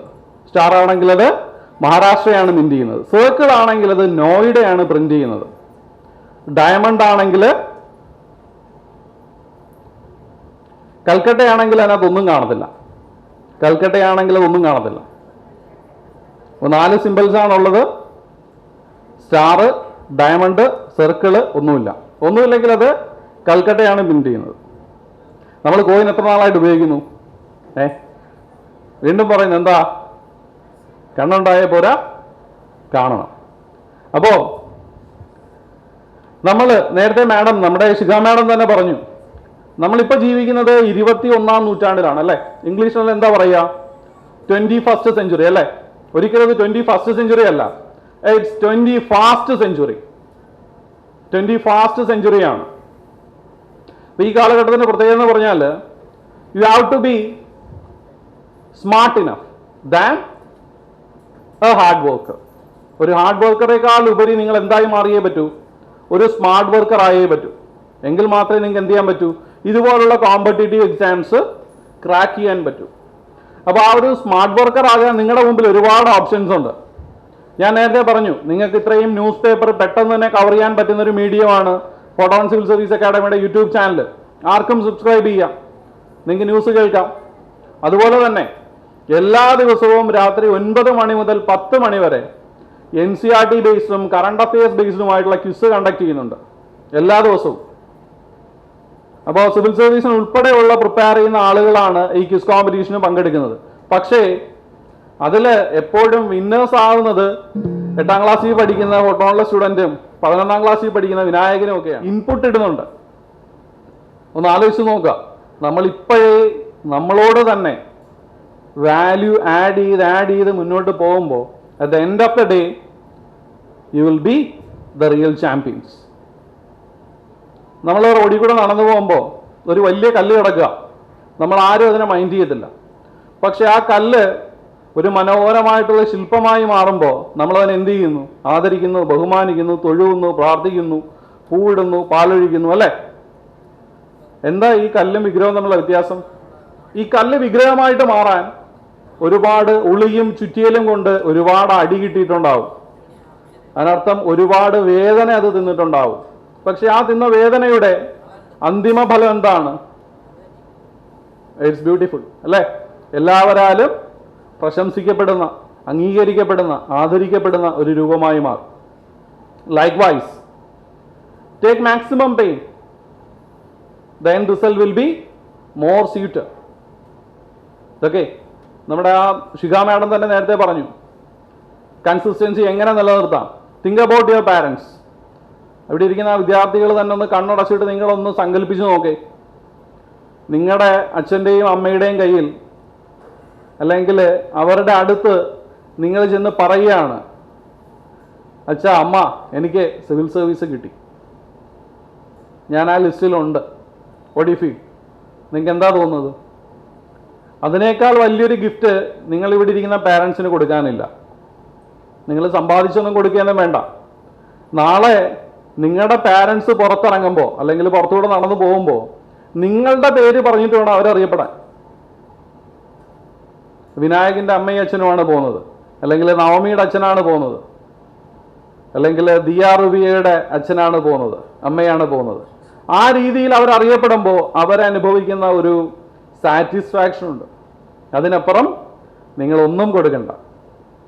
അപ്പോൾ തീർച്ചയായിട്ടും ജീവിതത്തിൽ മാക്സിമം വാല്യൂ ഉണ്ടാക്കുക. അതിനു വേണ്ടിയിട്ടുള്ളതാകട്ടെ ഇനിയുള്ള ഓരോ ദിവസവും എപ്പോഴും ഫോട്ടോൺ സിവിൽ സർവീസ് അക്കാഡമി തീർച്ചയായിട്ടും നിങ്ങളോടൊപ്പം ഉണ്ടാവും. So thank you all. Thank you so much for listening me. This is Atul Ramesh, Director, Photon Civil Service Academy, signing off with love. Thank you all. So now I would like to invite Mr. Vinayak, a Photon family member, an 11th standard student, to deliver a vote of thanks. Come on. എല്ലാവർക്കും എൻ്റെ നമസ്കാരം. എന്നിൽ നിക്ഷിപ്തമായിരിക്കുന്ന കർത്തവ്യം മാതൃഭൂമി ദിനപത്രം, photon civil service academy ഇവരുടെ കൊളാബറേഷനിൽ നടന്ന ജനുവരി 2-3 തീയതികളിൽ നടത്തപ്പെട്ടിരുന്ന S A കോമ്പറ്റീഷനിൽ നന്ദി അറിയിക്കുക എന്നതാണ്. ആദ്യമായി തന്നെ വളരെയധികം ഒഫീഷ്യൽ തിരക്കുകൾ മാറ്റിവെച്ചുകൊണ്ട് നമ്മോടൊപ്പം ഒരുപാട് സമയം ചെലവഴിച്ച, നമ്മുടെ ചോദ്യങ്ങൾക്ക് ക്രിയാത്മകമായ ഉത്തരം പറഞ്ഞ, വളരെ ലളിതമായ രീതിയിൽ വളരെ കാഠിന്യമേറുന്ന വിഷയങ്ങൾ അവതരിപ്പിച്ച ശ്രീമതി ശിഖ മാഡത്തിനാണ്. മാഡത്തിൻ്റെ അഭാവത്തിൽ ഫോട്ടോൺ സിവിൽ സർവീസ് അക്കാഡമിയുടെ പേരിലും മാതൃഭൂമി ദിനപത്രത്തിൻ്റെ പേരിലും എൻ്റെ വ്യക്തിപരമായ പേരിലും വളരെയധികം സ്നേഹാദരങ്ങളോടുകൂടി നന്ദി അറിയിക്കുന്നു. Thank you madam. രണ്ടാമതായിട്ട് ഫോട്ടോൻ്റെയും മാതൃഭൂമിയുടെയും എല്ലാ സംയുക്ത സംരംഭങ്ങളുടെയും സ്ഥിരം പങ്കാളിയായ മാതൃഭൂമിയുടെ റീജിയണൽ മാനേജർ ശ്രീമാൻ വിനോദ് കുമാർ സാറാണ്. സാറിനെ കുറിച്ച് പറയുകയാണെങ്കിൽ വളരെയധികം ജീവിത പ്രശ്നങ്ങൾ അതിജീവിച്ചുകൊണ്ട് ആണ് സാറ് ഈ നിലയിൽ എത്തിപ്പെട്ടത്. അതുപോലെ തന്നെ മാതൃഭൂമിയുടെ തന്നെ മറ്റൊരു വ്യക്തിത്വമാണ് ജ്യോതികുമാർ സാർ. ഇവർക്ക് രണ്ടുപേർക്കും ഫോട്ടോൺ കുടുംബത്തിന്റെ പേരിലും എൻ്റെ വ്യക്തിപരമായ പേരിലും ഞാൻ എൻ്റെ നന്ദി അറിയിക്കുന്നു. Thank you sir. മൂന്നാമതായി ഫോട്ടോൺ സിവിൽ സർവീസ് അക്കാഡമിയുടെ ഹിസ്റ്ററി വിഭാഗം ഹെഡായ ശ്രീ ഫിലിപ്പ് സാറിനുള്ള നന്ദിയാണ്. സാറിനെ കുറിച്ച് പറയുകയാണെങ്കിൽ ഒരു വിജയിയായ അധ്യാപകൻ എന്താണ് ആകേണ്ടത് എന്ന ചോദ്യത്തിന് അദ്ദേഹം പഠിപ്പിക്കുന്ന വിഷയങ്ങൾ തൻ്റെ കുട്ടികൾക്ക് മനസ്സിലാകുന്നതിനേക്കാൾ ഉപരി ആ പഠിക്കുന്ന വിദ്യാർത്ഥിക്ക് ആ വിഷയത്തോടൊരു സ്നേഹം ഉണ്ടാകണം, ആ വിഷയത്തെക്കുറിച്ച് കൂടുതൽ അറിയാൻ ഒരു തൃഷ്ണ ഉണ്ടാകണം, ആ വിഷയത്തെക്കുറിച്ച് നല്ലവണ്ണം അപഗ്രഥിക്കുവാൻ അവനൊരു കഴിവുണ്ടാകണം.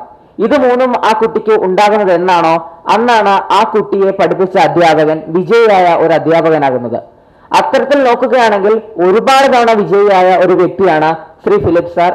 സാറിന്റെ അഭാവത്തിൽ സാറിന് ഫോട്ടോൺ സിവിൽ സർവീസ് അക്കാഡമിയുടെ പേരിലും മാതൃഭൂമിയുടെ പേരിലും എൻ്റെ വ്യക്തിപരമായ പേരിലും ഞാൻ എൻ്റെ നന്ദി അറിയിക്കുന്നു. Thank you sir.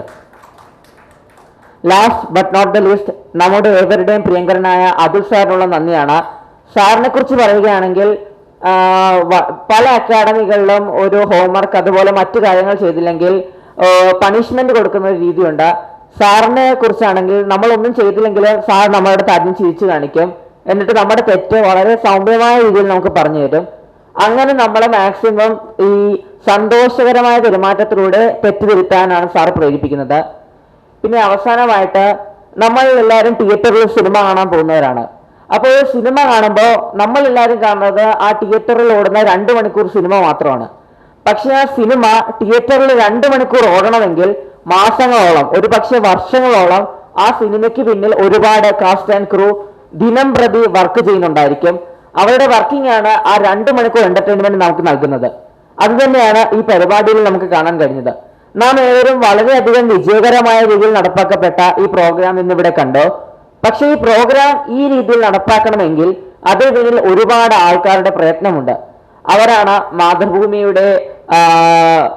Mathrubhumi ദിനപത്രത്തിൽ തൊഴിലെടുക്കുന്നവർ, photon civil service അക്കാഡമിയുടെ ഫാക്കൽറ്റികൾ, പിന്നെ ഈ മത്സരത്തിൽ പങ്കെടുത്ത ഓരോ വിദ്യാർത്ഥി, അവരുടെ രക്ഷകർത്താക്കൾ, ഇവരെല്ലാമാണ് യഥാർത്ഥത്തിൽ നന്ദി അർഹിക്കുന്നത്.